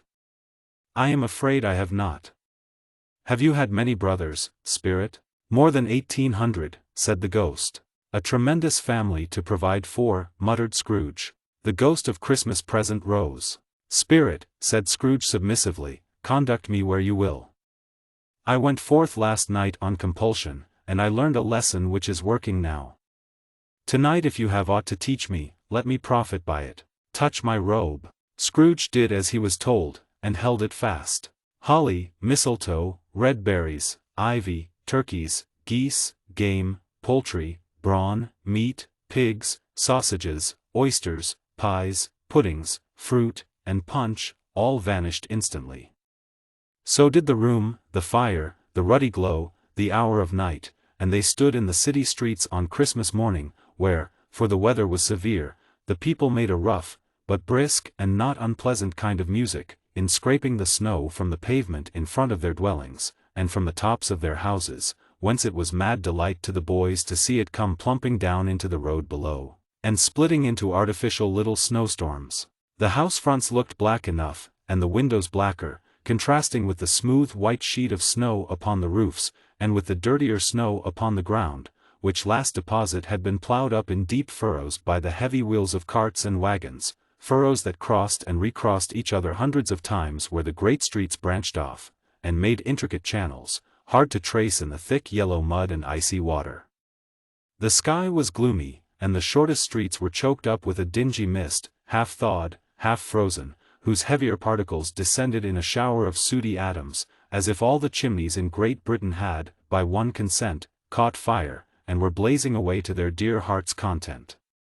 There was nothing very cheerful in the climate or the town, and yet was there an air of cheerfulness abroad that the clearest summer air and brightest summer sun might have endeavored to diffuse in vain. For the people who were shoveling away on the very gold and silver fish, set forth among these choice fruits in a bowl, though members of a dull and stagnant-blooded race, appeared to know that there was something going on, and, to a fish, went gasping round and round their little world in slow and passionless excitement. The grocers. Oh, the grocers! Nearly closed, with perhaps 2 shutters down, or 1, but through those gaps such glimpses. It was not alone that the scales descending on the counter made a merry sound, or that the twine and roller parted company so briskly, or that the canisters were rattled up and down like juggling tricks, or even that the blended scents of tea and coffee were so grateful to the nose, or even that the raisins were so plentiful and rare, the almonds so extremely white, the sticks of cinnamon so long and straight, the other spices so delicious, the candied fruits so caked and spotted with molten sugar as to make the coldest lookers-on feel faint, and subsequently bilious. Nor was it that the figs were moist and pulpy, or that the French plums blushed in modest tartness from their highly decorated boxes, or that everything was good to eat and in its Christmas dress, but the customers were all so hurried and so eager in the hopeful promise of the day, that they tumbled up against each other at the door, crashing their wicker baskets wildly, and left their purchases upon the counter, and came running back to fetch them, and committed hundreds of the like mistakes.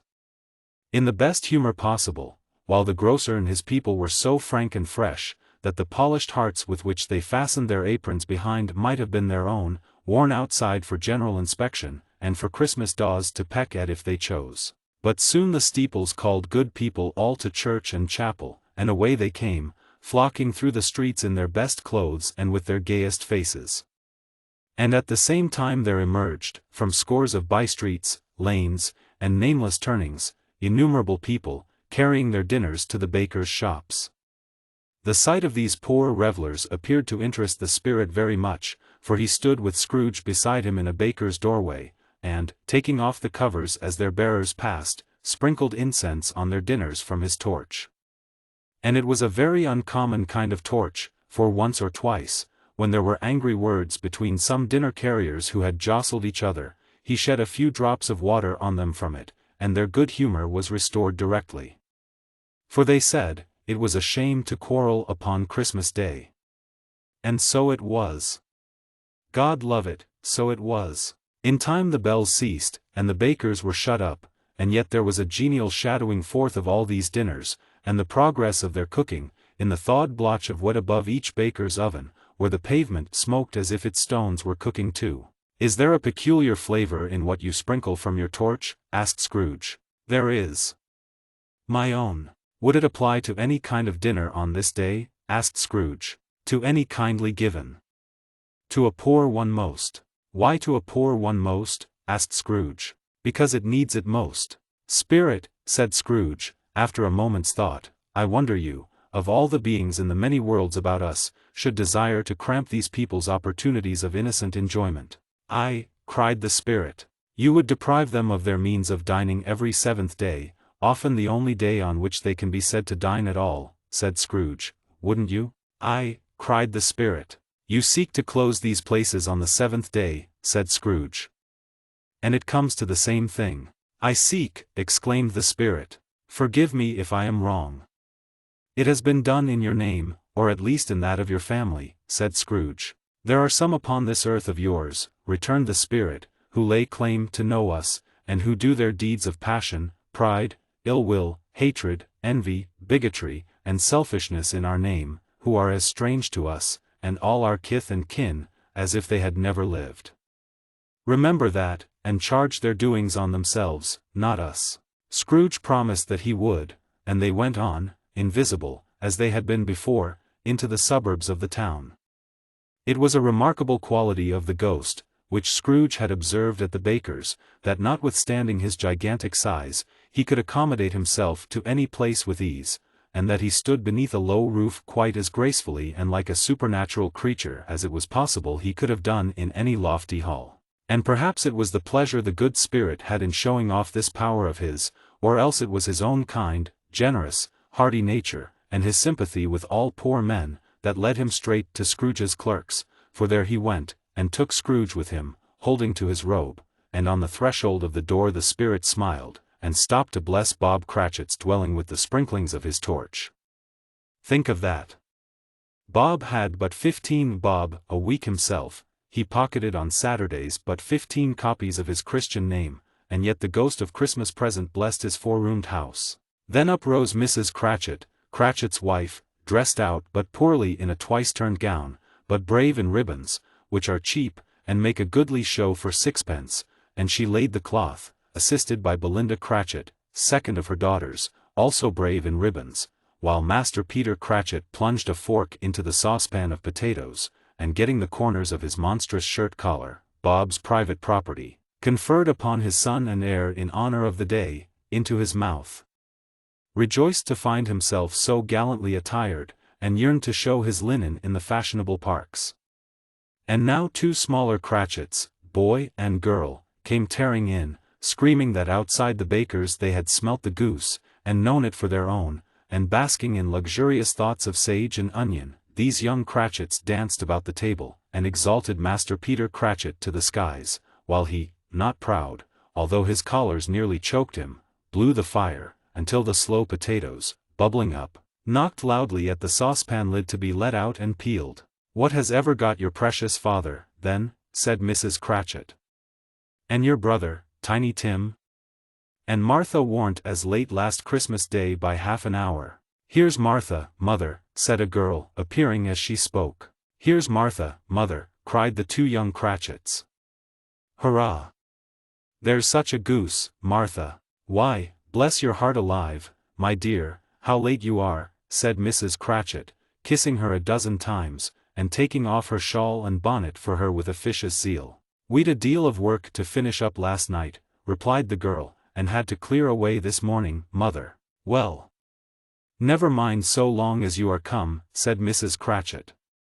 "Sit ye down before the fire, my dear, and have a warm, Lord bless ye." "No, no.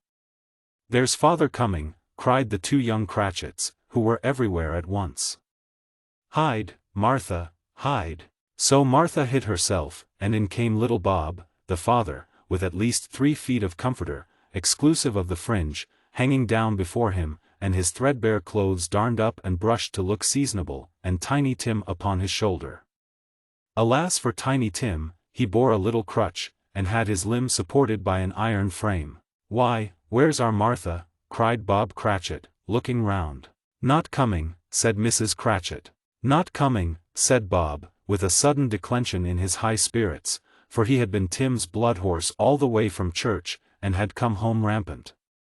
"Not coming upon Christmas Day." Martha didn't like to see him disappointed, if it were only in joke, so she came out prematurely from behind the closet door, and ran into his arms, while the two young Cratchits hustled Tiny Tim, and bore him off into the wash-house, that he might hear the pudding singing in the copper. "And how did little Tim behave?" asked Mrs. Cratchit when she had rallied Bob on his credulity, and Bob had hugged his daughter to his heart's content. "As good as gold," said Bob, "and better. Somehow, he gets thoughtful, sitting by himself so much, and thinks the strangest things you ever heard.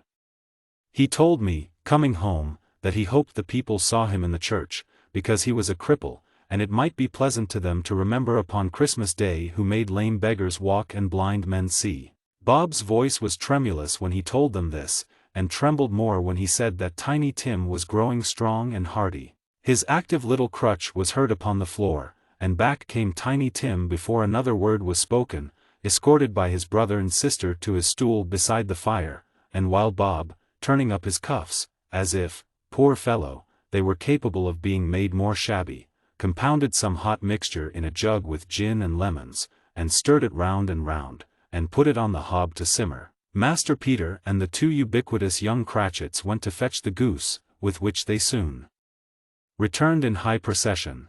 Such a bustle ensued that you might have thought a goose the rarest of all birds, a feathered phenomenon, to which a black swan was a matter of course, and, in truth, it was something very like it in that house.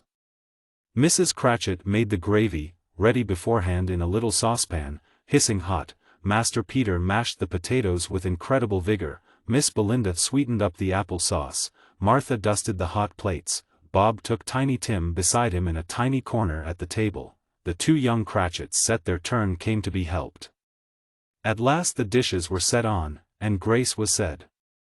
It was succeeded by a breathless pause, as Mrs. Cratchit, looking slowly all along the carving knife, prepared to plunge it in the breast, but when she did, and when the long-expected gush of stuffing issued forth, one murmur of delight arose all round the board, and even Tiny Tim, excited by the two young Cratchits, beat on the table with the handle of his knife and feebly cried hurrah.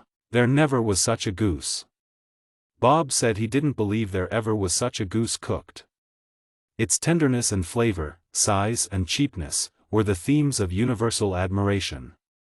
Eked out by apple sauce and mashed potatoes, it was a sufficient dinner for the whole family. Indeed, as Mrs. Cratchit said with great delight, surveying one small atom of a bone upon the dish, they hadn't ate it all at last. Yet every one had had enough, and the youngest Cratchits, in particular, were steeped in sage and onion to the eyebrows. But now, the plates being changed by Miss Belinda, Mrs. Cratchit left the room alone, too nervous to bear witnesses, to take the pudding up, and bring it in. Suppose it should not be done enough. Suppose it should break in turning out. Suppose somebody should have got over the wall of the backyard and stolen it, while they were merry with the goose, a supposition at which the two young Cratchits became livid. All sorts of horrors were supposed. Hullo! A great deal of steam. The pudding was out of the copper. A smell like a washing day. That was the cloth. A smell like an eating-house and a pastry-cook's next door to each other, with a laundress's next door to that. That was the pudding. In half a minute Mrs. Cratchit entered, flushed, but smiling proudly, with the pudding, like a speckled cannonball, so hard and firm, blazing in half a quartern of ignited brandy, and bedight with Christmas holly stuck into the top. Oh, a wonderful pudding! Bob Cratchit said, and calmly too, that he regarded it as the greatest success achieved by Mrs. Cratchit since their marriage. Mrs. Cratchit said that, now the weight was off her mind, she would confess she had her doubts about the quantity of flour. Everybody had something to say about it, but nobody said or thought it was at all a small pudding for a large family. It would have been flat heresy to do so. Any Cratchit would have blushed to hint at such a thing. At last the dinner was all done, the cloth was cleared, the hearth swept, and the fire made up. The compound in the jug being tasted and considered perfect, apples and oranges were put upon the table, and a shovel full of chestnuts on the fire. Then all the Cratchit family drew round the hearth in what Bob Cratchit called a circle, meaning half a one, and at Bob Cratchit's elbow stood the family display of glass. 2 tumblers and a custard cup without a handle. These held the hot stuff from the jug, however, as well as golden goblets would have done, and Bob served it out with beaming looks, while the chestnuts on the fire sputtered and cracked noisily. Then Bob proposed. "A Merry Christmas to us all, my dears." "God bless us," which all the family re-echoed. "God bless us every one," said Tiny Tim, the last of all. He sat very close to his father's side, upon his little stool.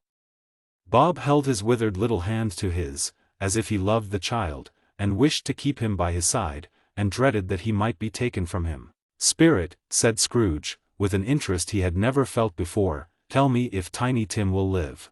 "I see a vacant seat," replied the ghost, "in the poor chimney corner, and a crutch without an owner, carefully preserved. If these shadows remain unaltered by the future, the child will die." "No, no," said Scrooge. "Oh no, kind spirit. Say he will be spared." "If these shadows remain unaltered by the future, none other of my race," returned the ghost, "will find him here." "What then?" "If he be like to die, he had better do it, and decrease the surplus population." Scrooge hung his head to hear his own words quoted by the spirit, and was overcome with penitence and grief. "Man," said the ghost, "if man you be in heart, not adamant, forbear that wicked cant until you have discovered what the surplus is, and where it is. Will you decide what men shall live, what men shall die? It may be that, in the sight of heaven, you are more worthless and less fit to live than millions like this poor man's child. O God! To hear the insect on the leaf pronouncing on the too much life among his hungry brothers in the dust." Scrooge bent before the ghost's rebuke, and, trembling, cast his eyes upon the ground. But he raised them speedily on hearing his own name. "Mr. Scrooge," said Bob. "I'll give you Mr. Scrooge, the founder of the feast." "The founder of the feast, indeed," cried Mrs. Cratchit, reddening. "I wish I had him here. I'd give him a piece of my mind to feast upon, and I hope he'd have a good appetite for it." "My dear," said Bob, "the children." "Christmas Day. It should be Christmas Day, I am sure," said she, "on which one drinks the health of such an odious, stingy, hard, unfeeling man as Mr. Scrooge. You know he is, Robert. Nobody knows it better than you do, poor fellow." "My dear," was Bob's mild answer. "Christmas Day. I'll drink his health for your sake and the day's," said Mrs. Cratchit, "not for his. Long life to him. A Merry Christmas and a Happy New Year. He'll be very merry and very happy, I have no doubt." The children drank the toast after her. It was the first of their proceedings which had no heartiness in it. Tiny Tim drank it last of all, but he didn't care twopence for it. Scrooge was the ogre of the family. The mention of his name cast a dark shadow on the party, which was not dispelled for full 5 minutes. After it had passed away they were 10 times merrier than before, from the mere relief of Scrooge the baleful being done with. Bob Cratchit told them how he had a situation in his eye for Master Peter, which would bring in, if obtained, full 5 and 6 weekly. The 2 young Cratchits laughed tremendously at the idea of Peter's being a man of business, and Peter himself looked thoughtfully at the fire from between his collars, as if he were deliberating what particular investments he should favor when he came into the receipt of that bewildering income. Martha, who was a poor apprentice at a milliner's, then told them what kind of work she had to do, and how many hours she worked at a stretch, and how she meant to lie abed tomorrow morning for a good long rest, tomorrow being a holiday she passed at home. Also how she had seen a countess and a lord some days before, and how the lord was much about as tall as Peter, at which Peter pulled up his collar so high that you couldn't have seen his head if you had been there. All this time the chestnuts and the jug went round and round, and by and by they had a song, about a lost child traveling in the snow, from Tiny Tim, who had a plaintive little voice, and sang it very well indeed. There was nothing of high mark in this. They were not a handsome family, they were not well dressed, their shoes were far from being waterproof, their clothes were scanty, and Peter might have known, and very likely did, the inside of a pawnbroker's. But they were happy, grateful, pleased with one another, and contented with the time, and when they faded, and looked happier yet in the bright sprinklings of the Spirit's torch at parting, Scrooge had his eye upon them, and especially on Tiny Tim, until the last. By this time it was getting dark, and snowing pretty heavily, and as Scrooge and the Spirit went along the streets, the brightness of the roaring fires in kitchens, parlors, and all sorts of rooms was wonderful. Here, the flickering of the blaze showed preparations for a cozy dinner, with hot plates baking through and through before the fire, and deep red curtains, ready to be drawn to shut out cold and darkness. There, all the children of the house were running out into the snow to meet their married sisters, brothers, cousins, uncles, aunts, and be the first to greet them. Here, again, were shadows on the window blinds of guests assembling, and there a group of handsome girls, all hooded and fur-booted, and all chattering at once, tripped lightly off to some near neighbor's house, where, woe upon the single man who saw them enter, artful witches, well they knew it, in a glow. But, if you had judged from the numbers of people on their way to friendly gatherings, you might have thought that no one was at home to give them welcome when they got there, instead of every house expecting company, and piling up its fires half-chimney high. Blessings on it, how the ghost exulted! How it bared its breadth of breast, and opened its capacious palm, and floated on, outpouring with a generous hand its bright and harmless mirth on everything within its reach. The very lamplighter, who ran on before, dotting the dusky street with specks of light, and who was dressed to spend the evening somewhere, laughed out loudly as the Spirit passed, though little kenned the lamplighter that he had any company but Christmas. And now, without a word of warning from the ghost, they stood upon a bleak and desert moor, where monstrous masses of rude stone were cast about, as though it were the burial place of giants, and water spread itself wheresoever it listed, or would have done so, but for the frost that held it prisoner, and nothing grew but moss and furze, and coarse, rank grass. Down in the west the setting sun had left a streak of fiery red, which glared upon the desolation for an instant, like a sullen eye, and frowning lower, lower, lower yet, was lost in the thick gloom of darkest night. "What place is this?" asked Scrooge. "A place where miners live, who labor in the bowels of the earth," returned the Spirit. "But they know me. See!" A light shone from the window of a hut, and swiftly they advanced towards it. Passing through the wall of mud and stone, they found a cheerful company assembled round a glowing fire. An old man and woman, with their children and their children's children, and another generation beyond that, all decked out gaily in their holiday attire. The old man, in a voice that seldom rose above the howling of the wind upon the barren waste, was singing them a Christmas song. It had been a very old song when he was a boy, and from time to time they all joined in the chorus. So surely as they raised their voices, the old man got quite blithe and loud, and so surely as they stopped, his vigor sank again. The Spirit did not tarry here, but bade Scrooge hold his robe, and, passing on above the moor, sped whither? Not to see. To see. To Scrooge's horror, looking back, he saw the last of the land, a frightful range of rocks, behind them, and his ears were deafened by the thundering of water, as it rolled and roared, and raged among the dreadful caverns it had worn, and fiercely tried to undermine the earth. Built upon a dismal reef of sunken rocks, some league or so from shore, on which the waters chafed and dashed, the wild year through, there stood a solitary lighthouse. Great heaps of seaweed clung to its base, and storm birds, born of the wind, one might suppose, as seaweed of the water, rose and fell about it, like the waves they skimmed. But, even here, two men who watched the light had made a fire, that through the loophole in the thick stone wall shed out a ray of brightness on the awful sea.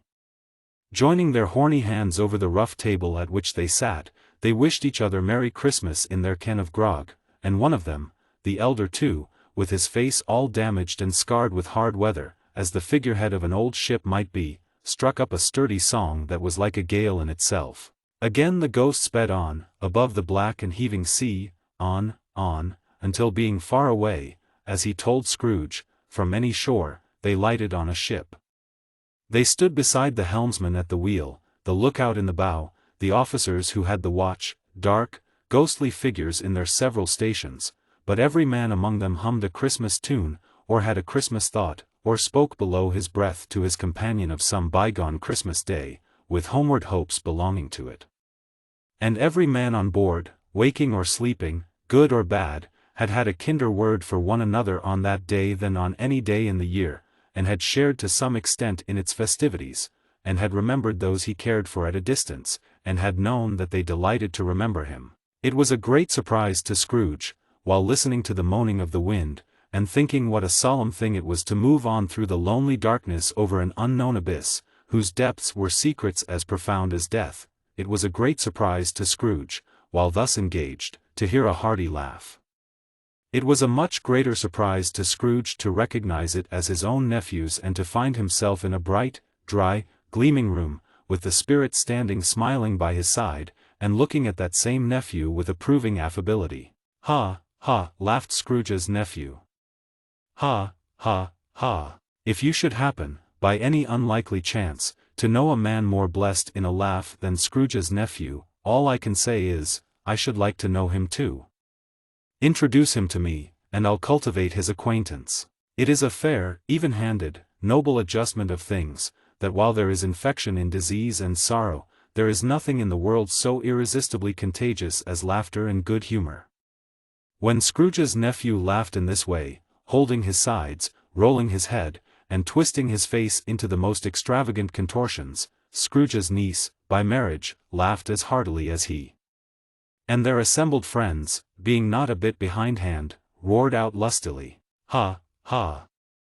Ha, ha, ha, ha! He said that Christmas was a humbug, as I live," cried Scrooge's nephew. "He believed it, too. More shame for him, Fred," said Scrooge's niece indignantly. "Bless those women. They never do anything by halves. They are always in earnest." She was very pretty, exceedingly pretty. With a dimpled, surprised-looking, capital face, a ripe little mouth, that seemed made to be kissed, as no doubt it was, all kinds of good little dots about her chin, that melted into one another when she laughed, and the sunniest pair of eyes you ever saw in any little creature's head.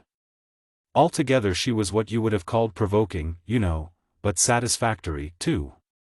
"Oh, perfectly satisfactory. He's a comical old fellow," said Scrooge's nephew, "that's the truth, and not so pleasant as he might be.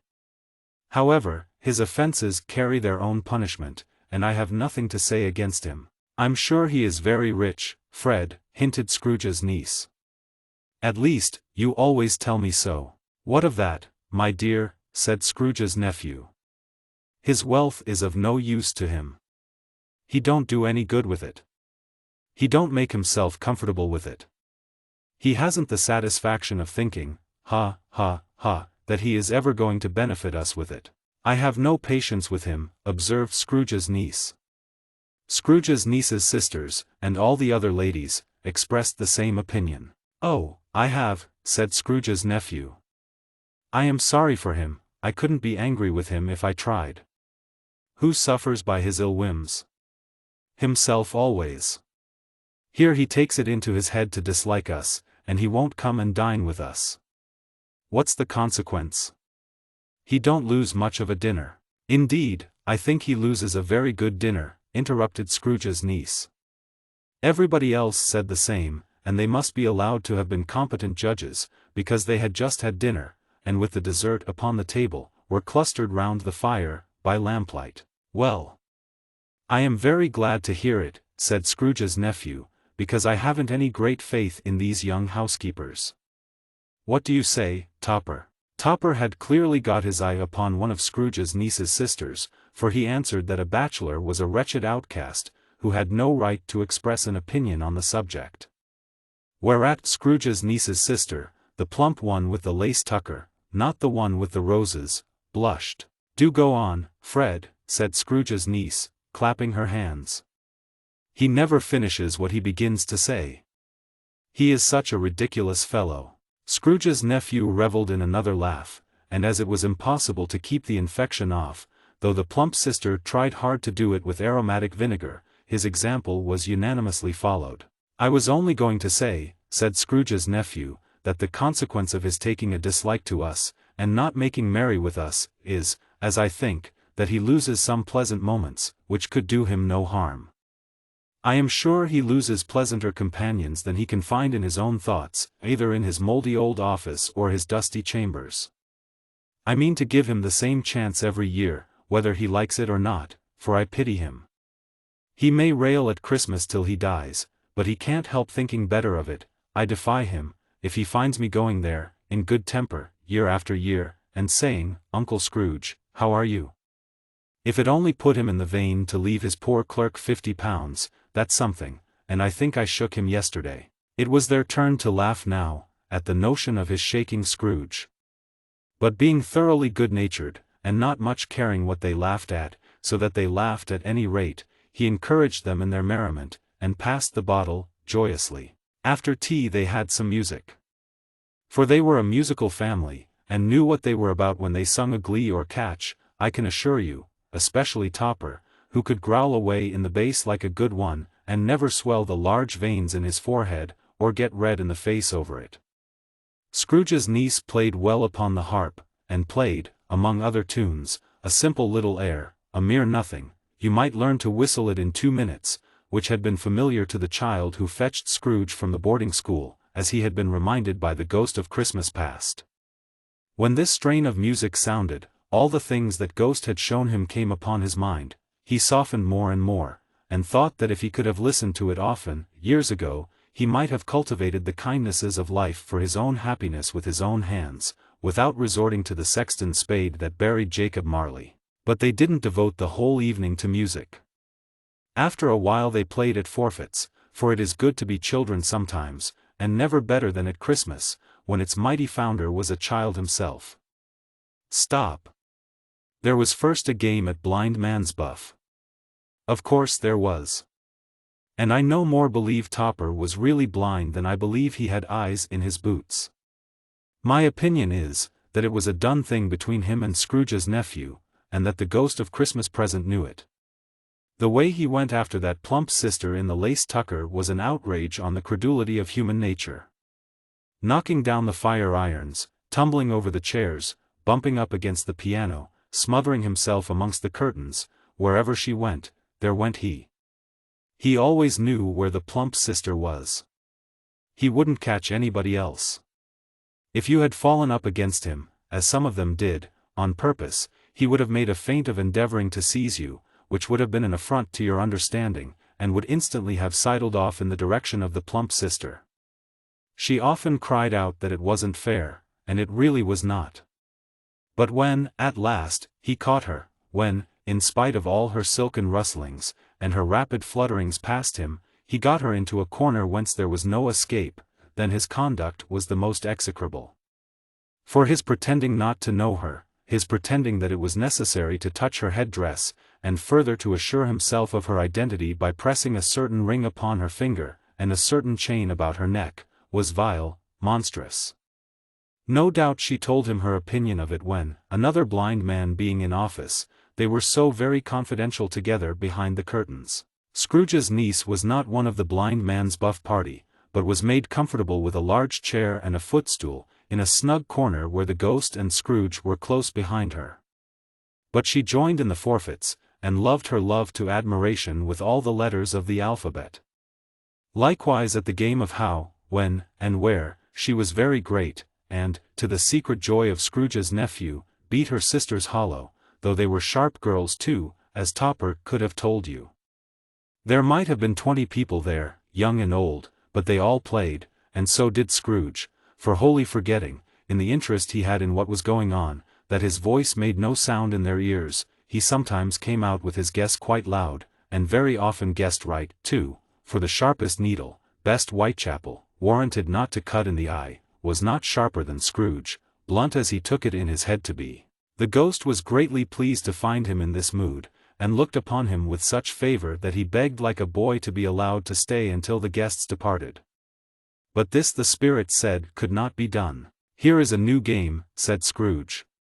"1/2 hour, spirit, only one." It was a game called Yes and No, where Scrooge's nephew had to think of something, and the rest must find out what, he only answering to their questions yes or no, as the case was.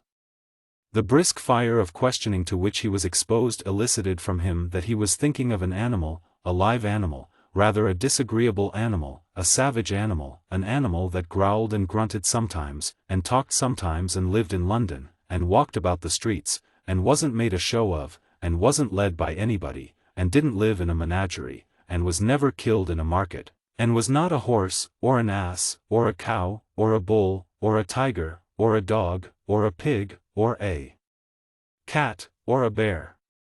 At every fresh question that was put to him, this nephew burst into a fresh roar of laughter, and was so inexpressibly tickled, that he was obliged to get up off the sofa and stamp. At last the plump sister, falling into a similar state, cried out, "I have found it out. I know what it is, Fred. I know what it is." "What is it?" cried Fred. "It's your Uncle Scrooge," which it certainly was. Admiration was the universal sentiment, though some objected that the reply to, "Is it a bear?" ought to have been, "Yes," inasmuch as an answer in the negative was sufficient to have diverted their thoughts from Mr. Scrooge, supposing they had ever had any tendency that way. "He has given us plenty of merriment, I am sure," said Fred, "and it would be ungrateful not to drink his health. Here is a glass of mulled wine ready to our hand at the moment, and I say, Uncle Scrooge." "Well, Uncle Scrooge," they cried. "A Merry Christmas and a Happy New Year to the old man, whatever he is," said Scrooge's nephew. "He wouldn't take it from me, but may he have it, nevertheless." Uncle Scrooge. Uncle Scrooge had imperceptibly become so gay and light of heart, that he would have pledged the unconscious company in return, and thanked them in an inaudible speech, if the ghost had given him time.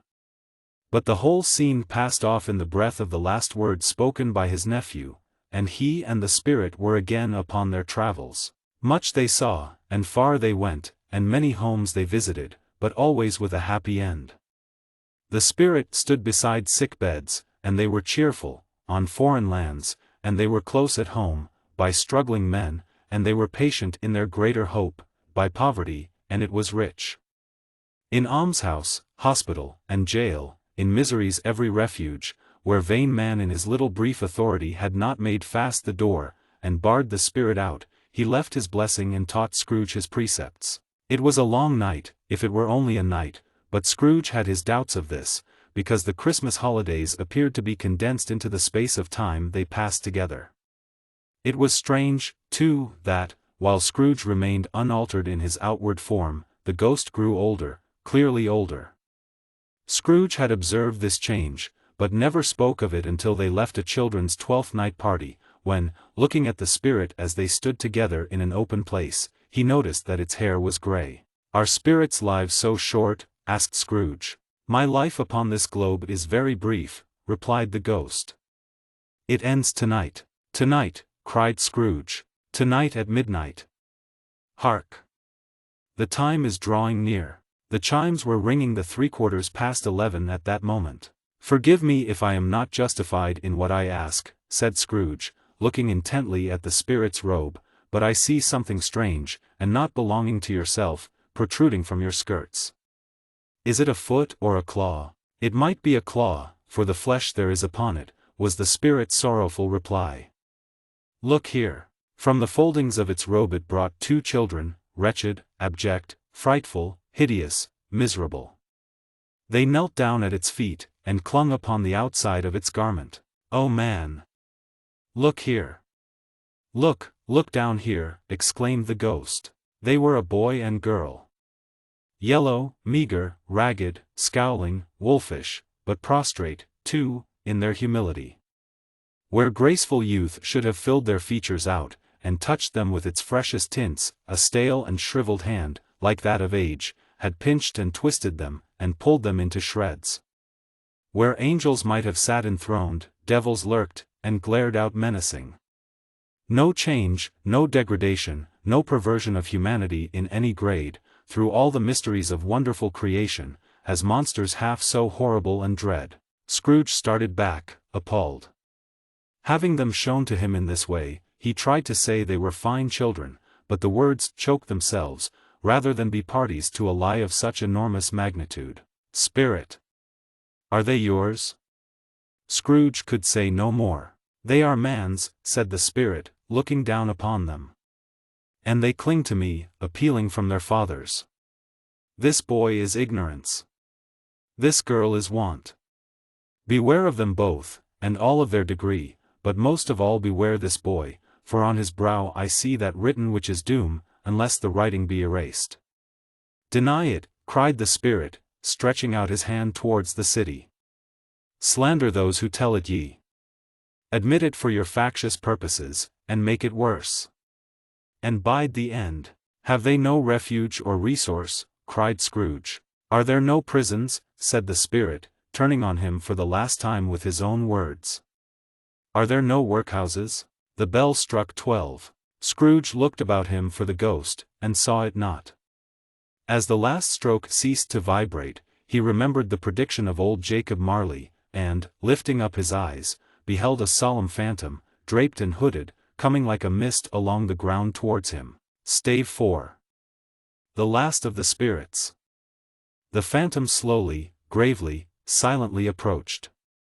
When it came near him, Scrooge bent down upon his knee, for in the very air through which this spirit moved it seemed to scatter gloom and mystery. It was shrouded in a deep black garment, which concealed its head, its face, its form, and left nothing of it visible, save one outstretched hand.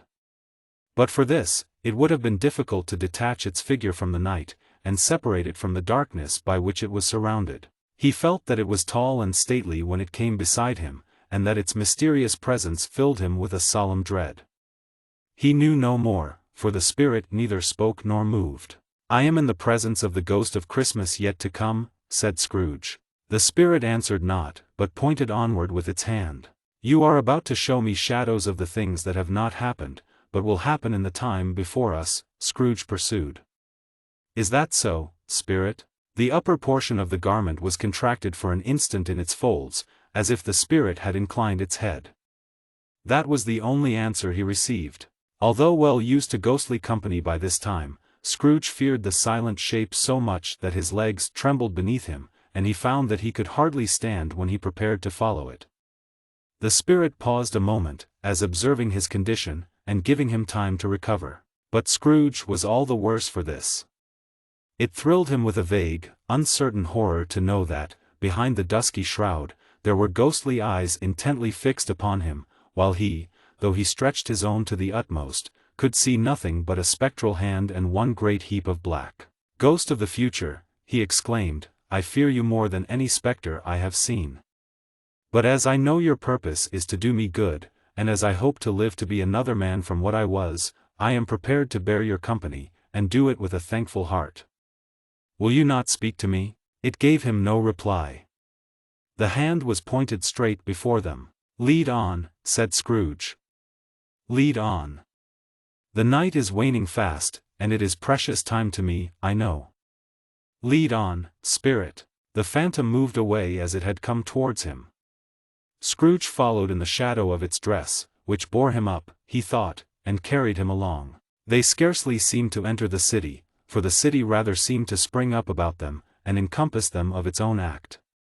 But there they were in the heart of it, on 'change, amongst the merchants, who hurried up and down, and chinked the money in their pockets, and conversed in groups, and looked at their watches, and trifled thoughtfully with their great gold seals, and so forth, as Scrooge had seen them often. The spirit stopped beside one little knot of business men. Observing that the hand was pointed to them, Scrooge advanced to listen to their talk. No, said a great fat man with a monstrous chin, I don't know much about it either way.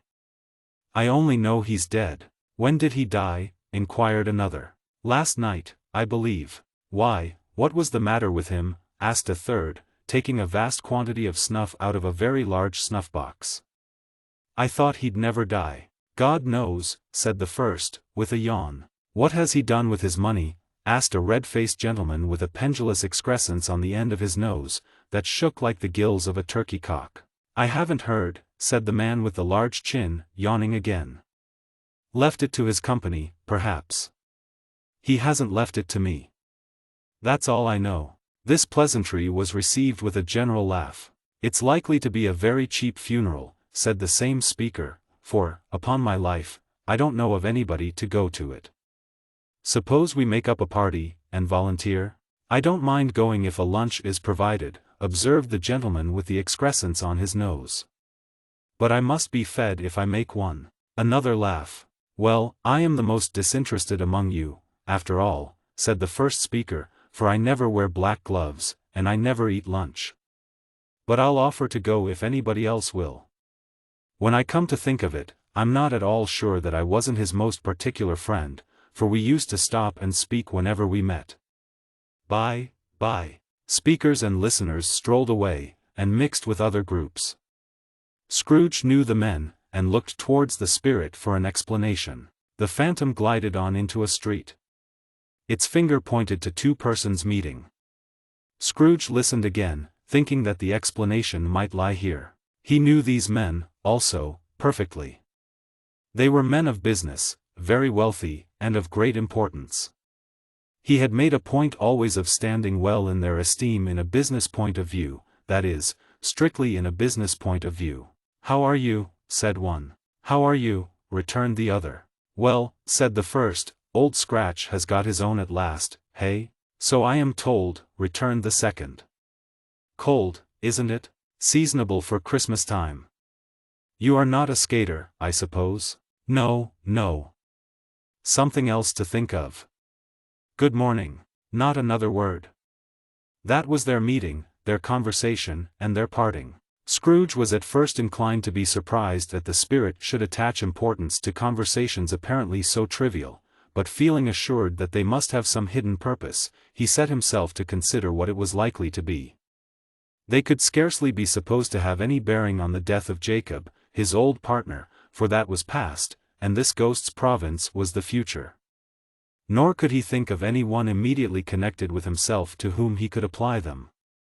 But nothing doubting that, to whomsoever they applied, they had some latent moral for his own improvement, he resolved to treasure up every word he heard, and everything he saw, and especially to observe the shadow of himself when it appeared. For he had an expectation that the conduct of his future self would give him the clue he missed, and would render the solution of these riddles easy. He looked about in that very place for his own image, but another man stood in his accustomed corner, and though the clock pointed to his usual time of day for being there, he saw no likeness of himself among the multitudes that poured in through the porch. It gave him little surprise, however, for he had been revolving in his mind a change of life, and thought and hoped he saw his newborn resolutions carried out in this. Quiet and dark, beside him stood the phantom, with its outstretched hand. When he roused himself from his thoughtful quest, he fancied, from the turn of the hand, and its situation in reference to himself, that the unseen eyes were looking at him keenly. It made him shudder, and feel very cold. They left the busy scene, and went into an obscure part of the town, where Scrooge had never penetrated before, although he recognized its situation and its bad repute. The ways were foul and narrow, the shop and houses wretched, the people half naked, drunken, slipshod, ugly. Alleys and archways, like so many cesspools, disgorged their offences of smell and dirt, and life upon the straggling streets, and the whole quarter reeked with crime, with filth, and misery. Far in this den of infamous resort, there was a low-browed, beetling shop, below a penthouse roof, where iron, old rags, bottles, bones, and greasy offal were bought. Upon the floor within were piled up heaps of rusty keys, nails, chains, hinges, files, scales, weights, and refuse iron of all kinds. Secrets that few would like to scrutinize were bred and hidden in mountains of unseemly rags, masses of corrupted fat, and sepulchres of bones.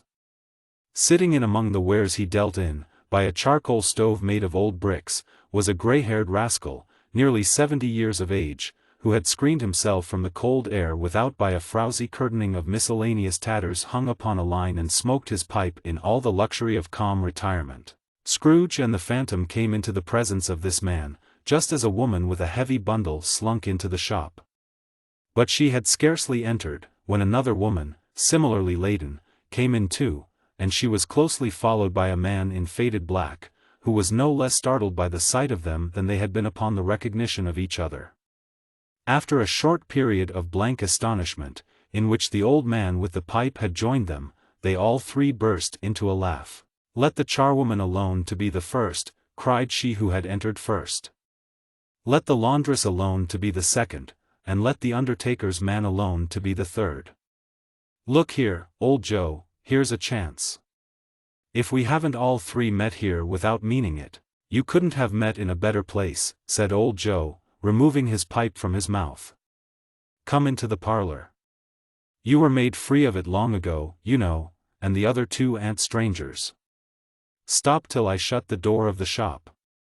Ah! How it squeaks! There ain't such a rusty bit of metal in the place as its own hinges, I believe, and I'm sure there's no such old bones here as mine. Ha! Ha! We're all suitable to our calling, we're well matched. Come into the parlor. Come into the parlor." The parlor was the space behind the screen of rags. The old man raked the fire together with an old stair rod, and having trimmed his smoky lamp, for it was night, with the stem of his pipe, put it into his mouth again. While he did this, the woman who had already spoken threw her bundle on the floor, and sat down in a flaunting manner on a stool, crossing her elbows on her knees, and looking with a bold defiance at the other two. "What odds, then? What odds, Mrs. Dilbert?" said the woman. "Every person has a right to take care of themselves. He always did." "That's true, indeed," said the laundress. "No man more so." "Why, then, don't stand staring as if you was afraid, woman. Who's the wiser? We're not going to pick holes in each other's coats, I suppose?" "No, indeed," said Mrs. Dilbert and the man together. "We should hope not." "Very well then," cried the woman. "That's enough. Who's the worse for the loss of a few things like these? Not a dead man, I suppose?" "No, indeed," said Mrs. Dilbert, laughing. "If he wanted to keep M after he was dead, a wicked old screw," pursued the woman, "why wasn't he natural in his lifetime?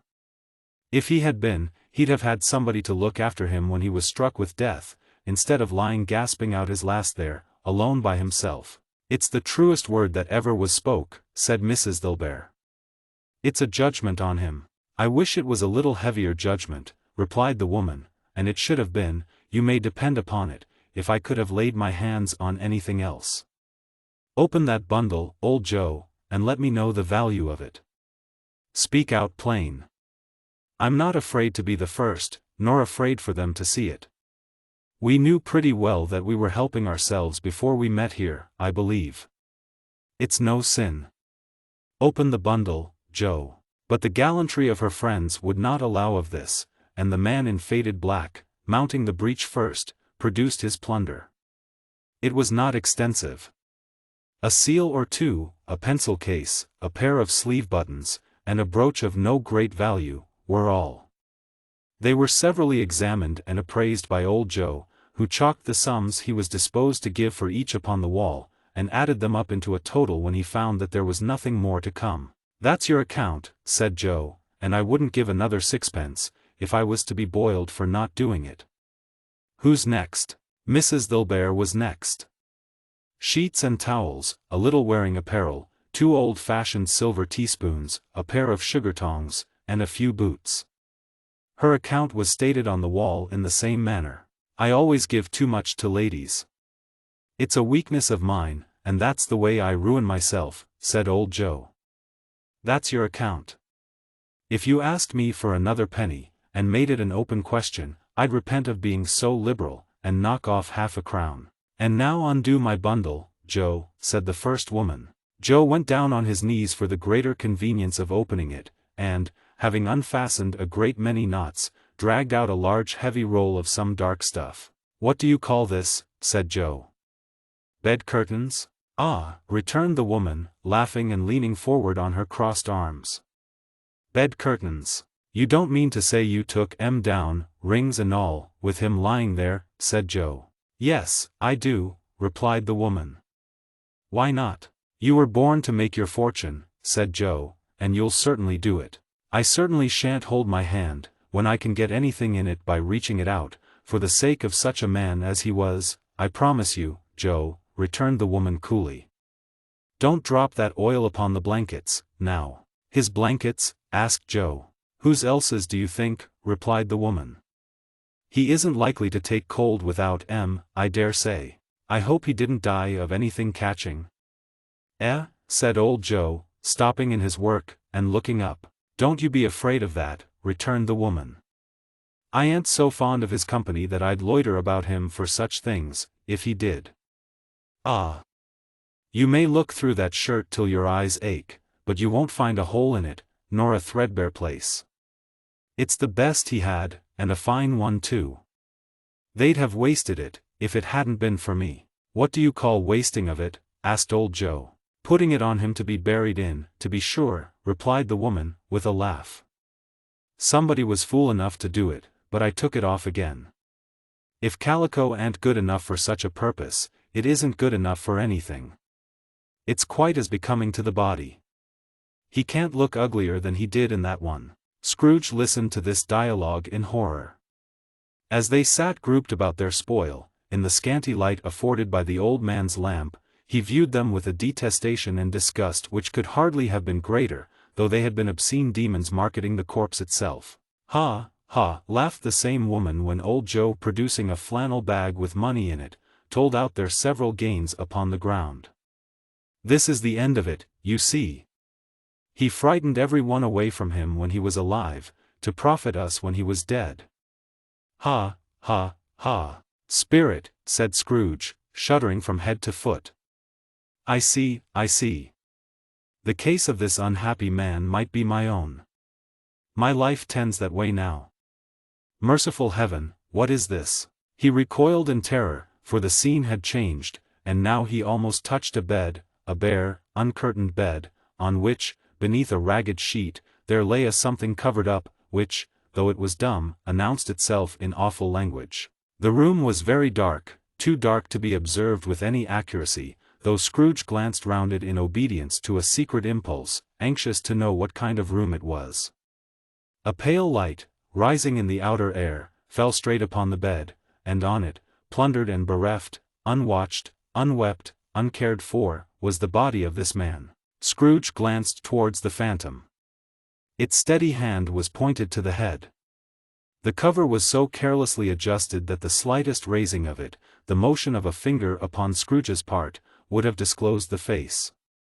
He thought of it, felt how easy it would be to do, and longed to do it, but he had no more power to withdraw the veil than to dismiss the spectre at his side. "Oh, cold, cold, rigid, dreadful death, set up thine altar here, and dress it with such terrors as thou hast at thy command, for this is thy dominion. But of the loved, revered, and honored head thou canst not turn one hair to thy dread purposes, or make one feature odious. It is not that the hand is heavy, and will fall down when released, it is not that the heart and pulse are still, but that the hand was open, generous, and true, the heart brave, warm, and tender, and the pulse a man's. Strike, shadow, strike. And see his good deeds springing from the wound, to sow the world with life immortal." No voice pronounced these words in Scrooge's ears, and yet he heard them when he looked upon the bed. He thought, if this man could be raised up now, what would be his foremost thoughts? Avarice, hard dealing, griping cares? They have brought him to a rich end, truly. He lay in the dark, empty house, with not a man, a woman, or a child to say he was kind to me in this or that, and for the memory of one kind word I will be kind to him. A cat was tearing at the door, and there was a sound of gnawing rats beneath the hearthstone. What they wanted in the room of death, and why they were so restless and disturbed, Scrooge did not dare to think. "Spirit," he said, "this is a fearful place. In leaving it, I shall not leave its lesson, trust me. Let us go." Still the ghost pointed with an unmoved finger to the head. "I understand you," Scrooge returned, "and I would do it if I could.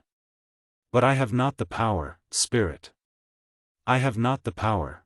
Again it seemed to look upon him. "If there is any person in the town who feels emotion caused by this man's death," said Scrooge, quite agonized, show that person to me, spirit, I beseech you.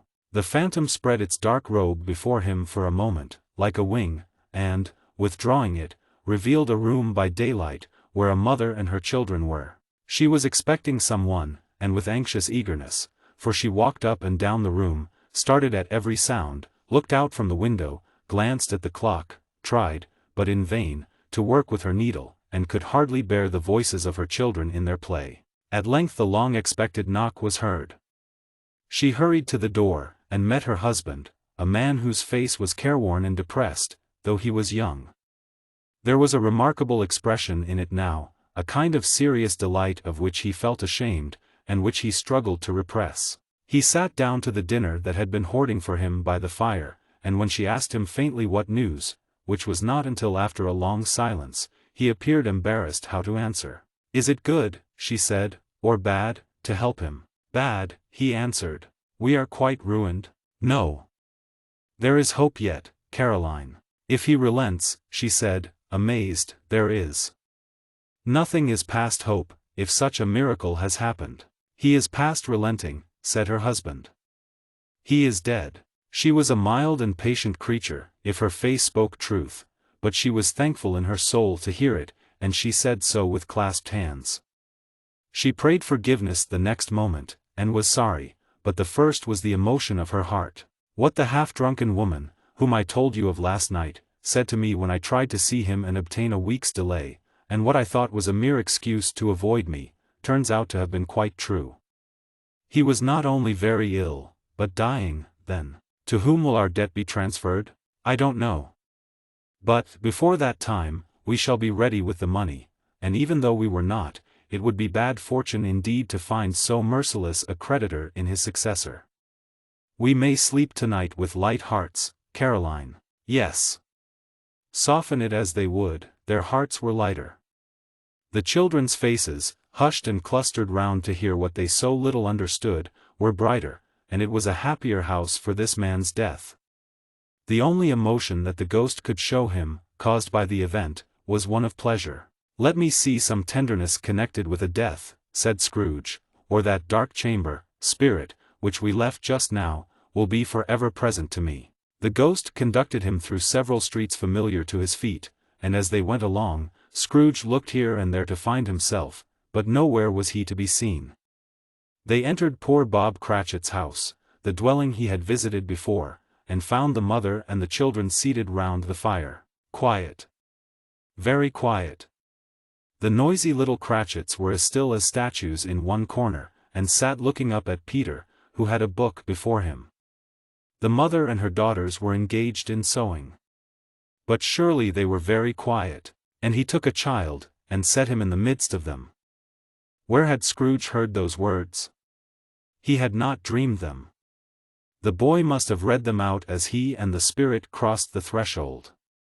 Why did he not go on? The mother laid her work upon the table, and put her hand up to her face. "The color hurts my eyes," she said. "The color?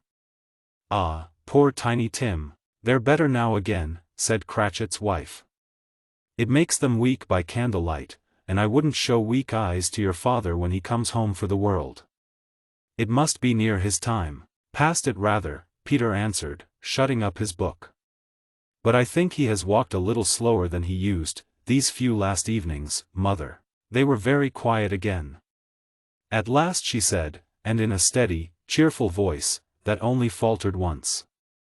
I have known him walk with Tiny Tim upon his shoulder very fast indeed." "And so have I," cried Peter. "Often." "And so have I," exclaimed another. So had all. "But he was very light to carry," she resumed, intent upon her work, "and his father loved him so, that it was no trouble, no trouble. And there is your father at the door." She hurried out to meet him, and little Bob in his comforter, he had need of it, poor fellow, came in. His tea was ready for him on the hob, and they all tried who should help him to it most. Then the two young Cratchits got upon his knees, and laid, each child, a little cheek against his face, as if they said, "Don't mind it, father. Don't be grieved." Bob was very cheerful with them, and spoke pleasantly to all the family. He looked at the work upon the table, and praised the industry and speed of Mrs. Cratchit and the girls. They would be done long before Sunday, he said. Sunday.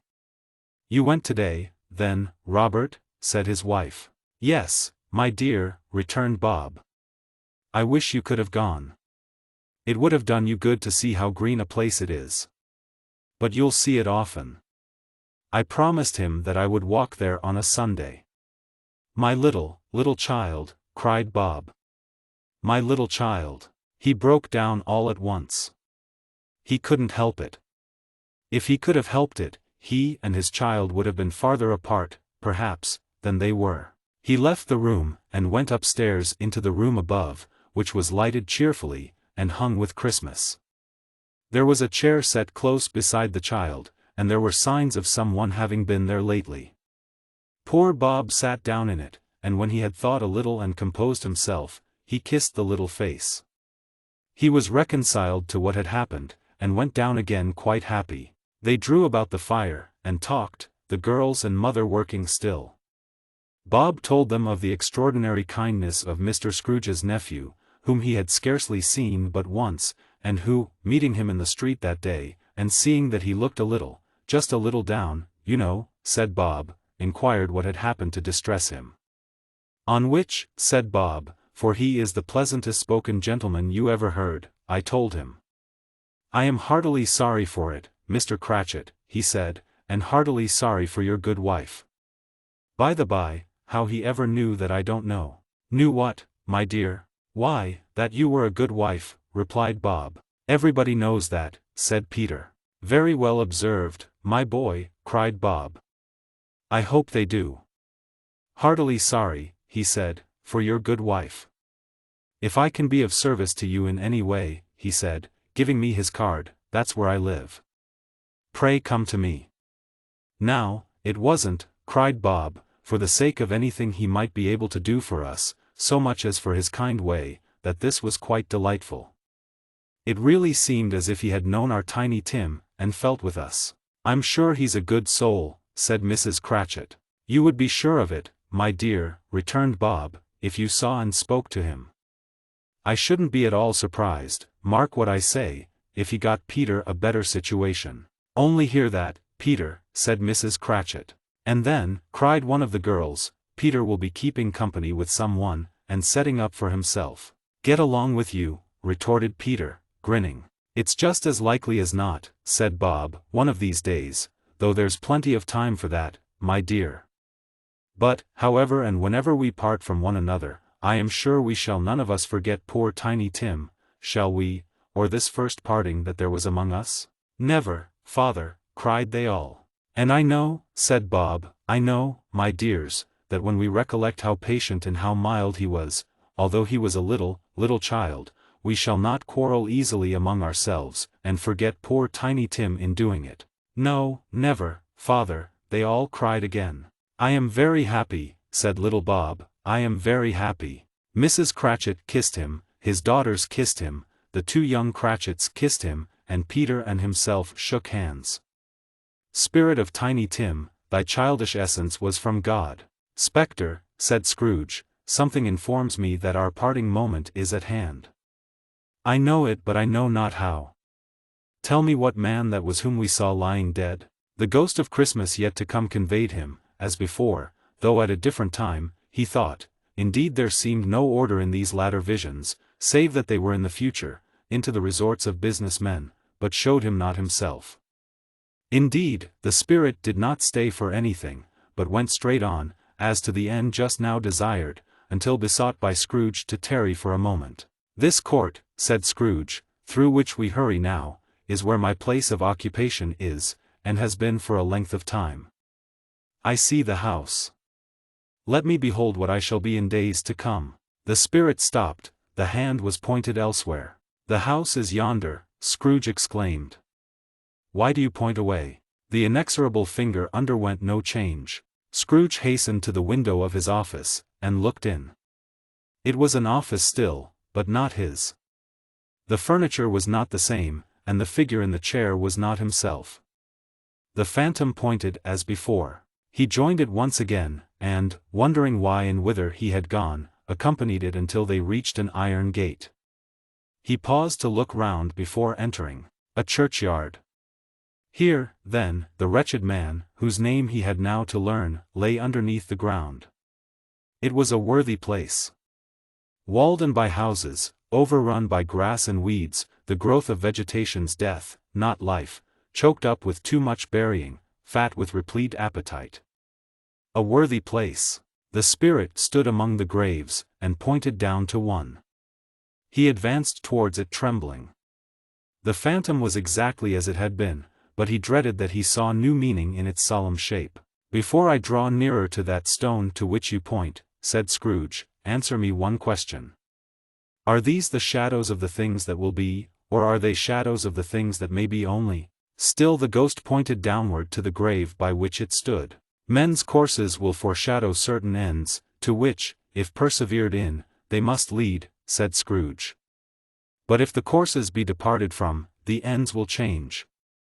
Say it is thus with what you show me." The spirit was immovable as ever. Scrooge crept towards it, trembling as he went, and, following the finger, read upon the stone of the neglected grave his own name, Ebenezer Scrooge. "Am I that man who lay upon the bed?" he cried upon his knees. The finger pointed from the grave to him, and back again. "No, spirit." "Oh no, no." The finger still was there. "Spirit," he cried, tight clutching at its robe, "hear me. I am not the man I was. I will not be the man I must have been but for this intercourse. Why show me this, if I am past all hope?" For the first time the hand appeared to shake. "Good spirit," he pursued, as down upon the ground he fell before it, "your nature intercedes for me, and pities me. Assure me that I yet may change these shadows you have shown me by an altered life." The kind hand trembled. "I will honor Christmas in my heart, and try to keep it all the year.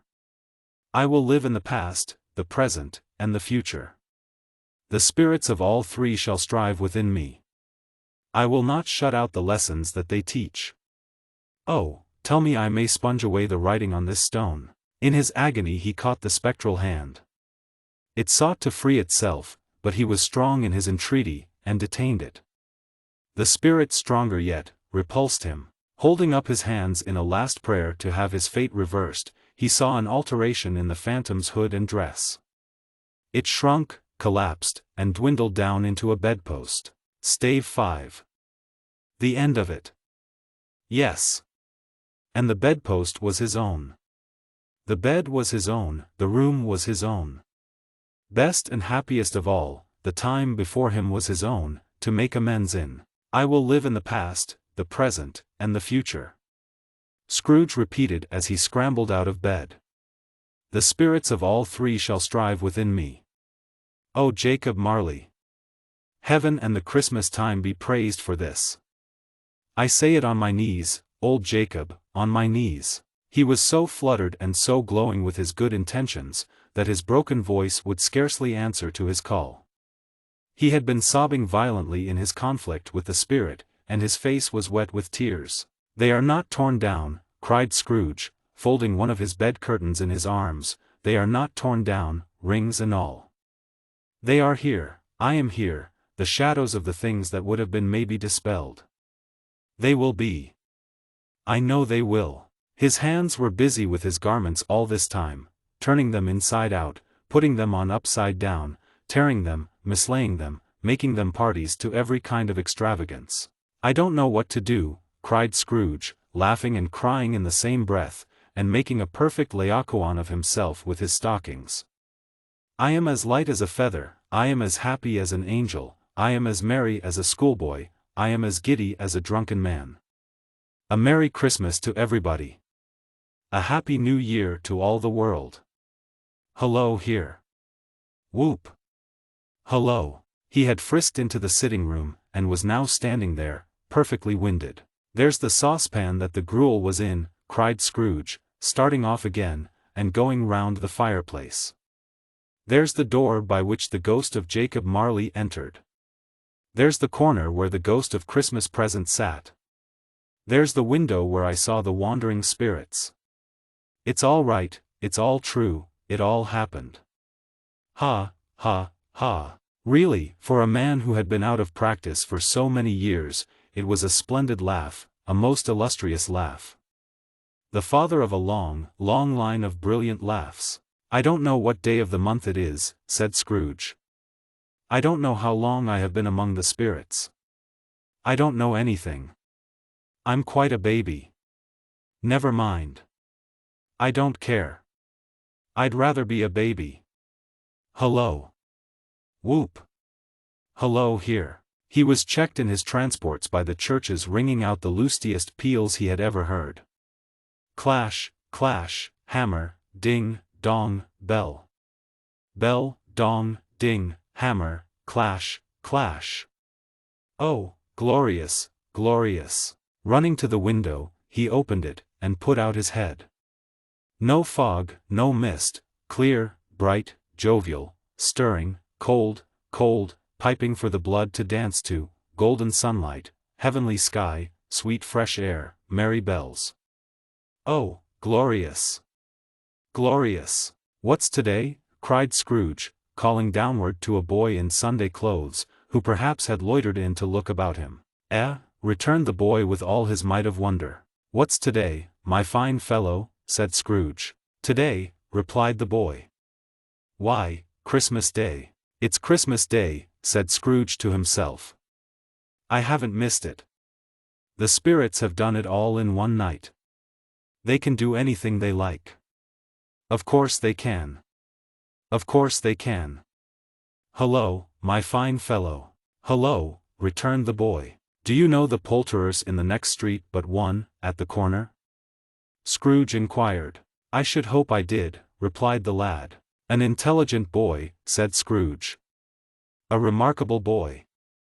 Do you know whether they've sold the prize turkey that was hanging up there? Not the little prize turkey, the big one?" "What?"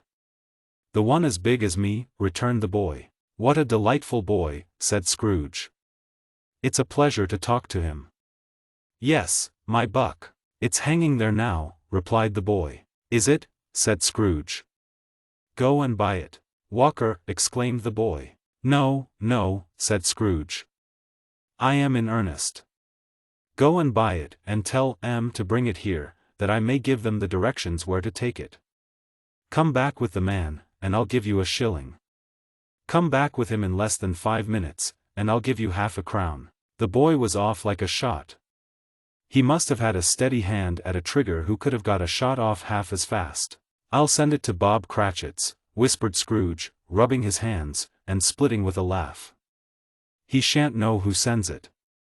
It's twice the size of Tiny Tim. Joe Miller never made such a joke as sending it to Bob's will be." The hand in which he wrote the address was not a steady one, but write it he did, somehow, and went downstairs to open the street door, ready for the coming of the poulterer's man. As he stood there, waiting his arrival, the knocker caught his eye. "I shall love it as long as I live," cried Scrooge, patting it with his hand. "I scarcely ever looked at it before. What an honest expression it has in its face. It's a wonderful knocker. Here's the turkey. Hullo. Whoop. How are you? Merry Christmas." It was a turkey. He never could have stood upon his legs, that bird. He would have snapped M short off in a minute, like sticks of sealing wax. "Why, it's impossible to carry that to Camden Town," said Scrooge. "You must have a cab." The chuckle with which he said this, and the chuckle with which he paid for the turkey, and the chuckle with which he paid for the cab, and the chuckle with which he recompensed the boy, were only to be exceeded by the chuckle with which he sat down breathless in his chair again, and chuckled till he cried. Shaving was not an easy task, for his hand continued to shake very much, and shaving requires attention, even when you don't dance while you are at it. But if he had cut the end of his nose off, he would have put a piece of sticking plaster over it, and been quite satisfied. He dressed himself all in his best, and at last got out into the streets. The people were by this time pouring forth, as he had seen them with the ghost of Christmas present, and, walking with his hands behind him, Scrooge regarded every one with a delighted smile. He looked so irresistibly pleasant, in a word, that 3 or 4 good-humored fellows said, "Good morning, sir. A Merry Christmas to you." And Scrooge said often afterwards that, of all the blithe sounds he had ever heard, those were the blithest in his ears. He had not gone far when, coming on towards him, he beheld the portly gentleman who had walked into his counting-house the day before, and said, "Scrooge and Marley's, I believe?" It sent a pang across his heart to think how this old gentleman would look upon him when they met, but he knew what path lay straight before him, and he took it. "My dear sir," said Scrooge, quickening his pace, and taking the old gentleman by both his hands, "how do you do? I hope you succeeded yesterday. It was very kind of you. A Merry Christmas to you, sir." "Mr. Scrooge?" "Yes," said Scrooge. "That is my name, and I fear it may not be pleasant to you. Allow me to ask your pardon. And will you have the goodness," here Scrooge whispered in his ear. "Lord bless me," cried the gentleman, as if his breath were taken away. "My dear Mr. Scrooge, are you serious?" "If you please," said Scrooge. "Not a farthing less. A great many back payments are included in it, I assure you. Will you do me that favor?" "My dear sir," said the other, shaking hands with him, "I don't know what to say to such munify." "Don't say anything, please," retorted Scrooge. "Come and see me." "Will you come and see me?" "I will," cried the old gentleman. And it was clear he meant to do it. "Thank'ee," said Scrooge. "I am much obliged to you. I thank you 50 times. Bless you." He went to church, and walked about the streets, and watched the people hurrying to and fro, and patted the children on the head, and questioned beggars, and looked down into the kitchens of houses, and up to the windows, and found that everything could yield him pleasure. He had never dreamed that any walk, that anything, could give him so much happiness. In the afternoon he turned his steps towards his nephew's house. He passed the door a dozen times before he had the courage to go up and knock. But he made a dash and did it. "Is your master at home, my dear?" said Scrooge to the girl. "Nice girl." "Very. Yes, sir." "Where is he, my love?" said Scrooge. "He's in the dining room, sir, along with mistress." "I'll show you upstairs, if you please." "Thank'ee." "He knows me," said Scrooge, with his hand already on the dining room lock. "I'll go in here, my dear." He turned it gently, and sidled his face in round the door. They were looking at the table, which was spread out in great array, for these young housekeepers are always nervous on such points, and like to see that everything is right. "Fred," said Scrooge. Dear heart alive, how his niece by marriage started. Scrooge had forgotten, for the moment, about her sitting in the corner with the footstool, or he wouldn't have done it on any account. "Why, bless my soul," cried Fred, "who's that?" "It's I. Your Uncle Scrooge. I have come to dinner. Will you let me in, Fred?" "Let him in. It is a mercy he didn't shake his arm off. He was at home in 5 minutes. Nothing could be heartier." His niece looked just the same. So did Topper when he came. So did the plump sister when she came. So did every one when they came. Wonderful party, wonderful games, wonderful unanimity, wonderful happiness. But he was early at the office next morning. Oh, he was early there. If he could only be there first, and catch Bob Cratchit coming late. That was the thing he had set his heart upon. And he did it, yes, he did. The clock struck 9. No Bob. 1/4 past. No Bob. He was full 18 minutes and a half behind his time. Scrooge sat with his door wide open, that he might see him come into the tank. His hat was off before he opened the door, his comforter too. He was on his stool in a jiffy, driving away with his pen, as if he were trying to overtake 9 o'clock. "Hullo," growled Scrooge in his accustomed voice as near as he could feign it. "What do you mean by coming here at this time of day?" "I am very sorry, sir," said Bob. "I am behind my time." "You are," repeated Scrooge. "Yes, I think you are." "Step this way, sir, if you please." "It's only once a year, sir," pleaded Bob, appearing from the tank. "It shall not be repeated. I was making rather merry yesterday, sir." "Now, I'll tell you what, my friend," said Scrooge. I am not going to stand this sort of thing any longer. And therefore, he continued, leaping from his stool, and giving Bob such a dig in the waistcoat that he staggered back into the tank again, and therefore I am about to raise your salary. Bob trembled, and got a little nearer to the ruler. He had a momentary idea of knocking Scrooge down with it, holding him, and calling to the people in the court for help and a straight waistcoat. "A Merry Christmas, Bob," said Scrooge, with an earnestness that could not be mistaken, as he clapped him on the back. "A merrier Christmas, Bob, my good fellow, than I have given you for many a year. I'll raise your salary, and endeavor to assist your struggling family, and we will discuss your affairs this very afternoon, over a Christmas bowl of smoking bishop, Bob. Make up the fires and buy another coal scuttle before you dot another I, Bob Cratchit." Scrooge was better than his word. He did it all, and infinitely more, and to Tiny Tim, who did not die, he was a second father. He became as good a friend, as good a master, and as good a man as the good old city knew, or any other good old city, town, or borough in the good old world. Some people laughed to see the alteration in him, but he let them laugh, and little heeded them, for he was wise enough to know that nothing ever happened on this globe, for good, at which some people did not have their fill of laughter in the outset, and knowing that such as these would be blind anyway, he thought it quite as well that they should wrinkle up their eyes in grins as have the malady in less attractive forms. His own heart laughed, and that was quite enough for him. He had no further intercourse with spirits, but lived upon the total abstinence principle ever afterwards, and it was always said of him that he knew how to keep Christmas well, if any man alive possessed the knowledge. May that be truly said of us, and all of us.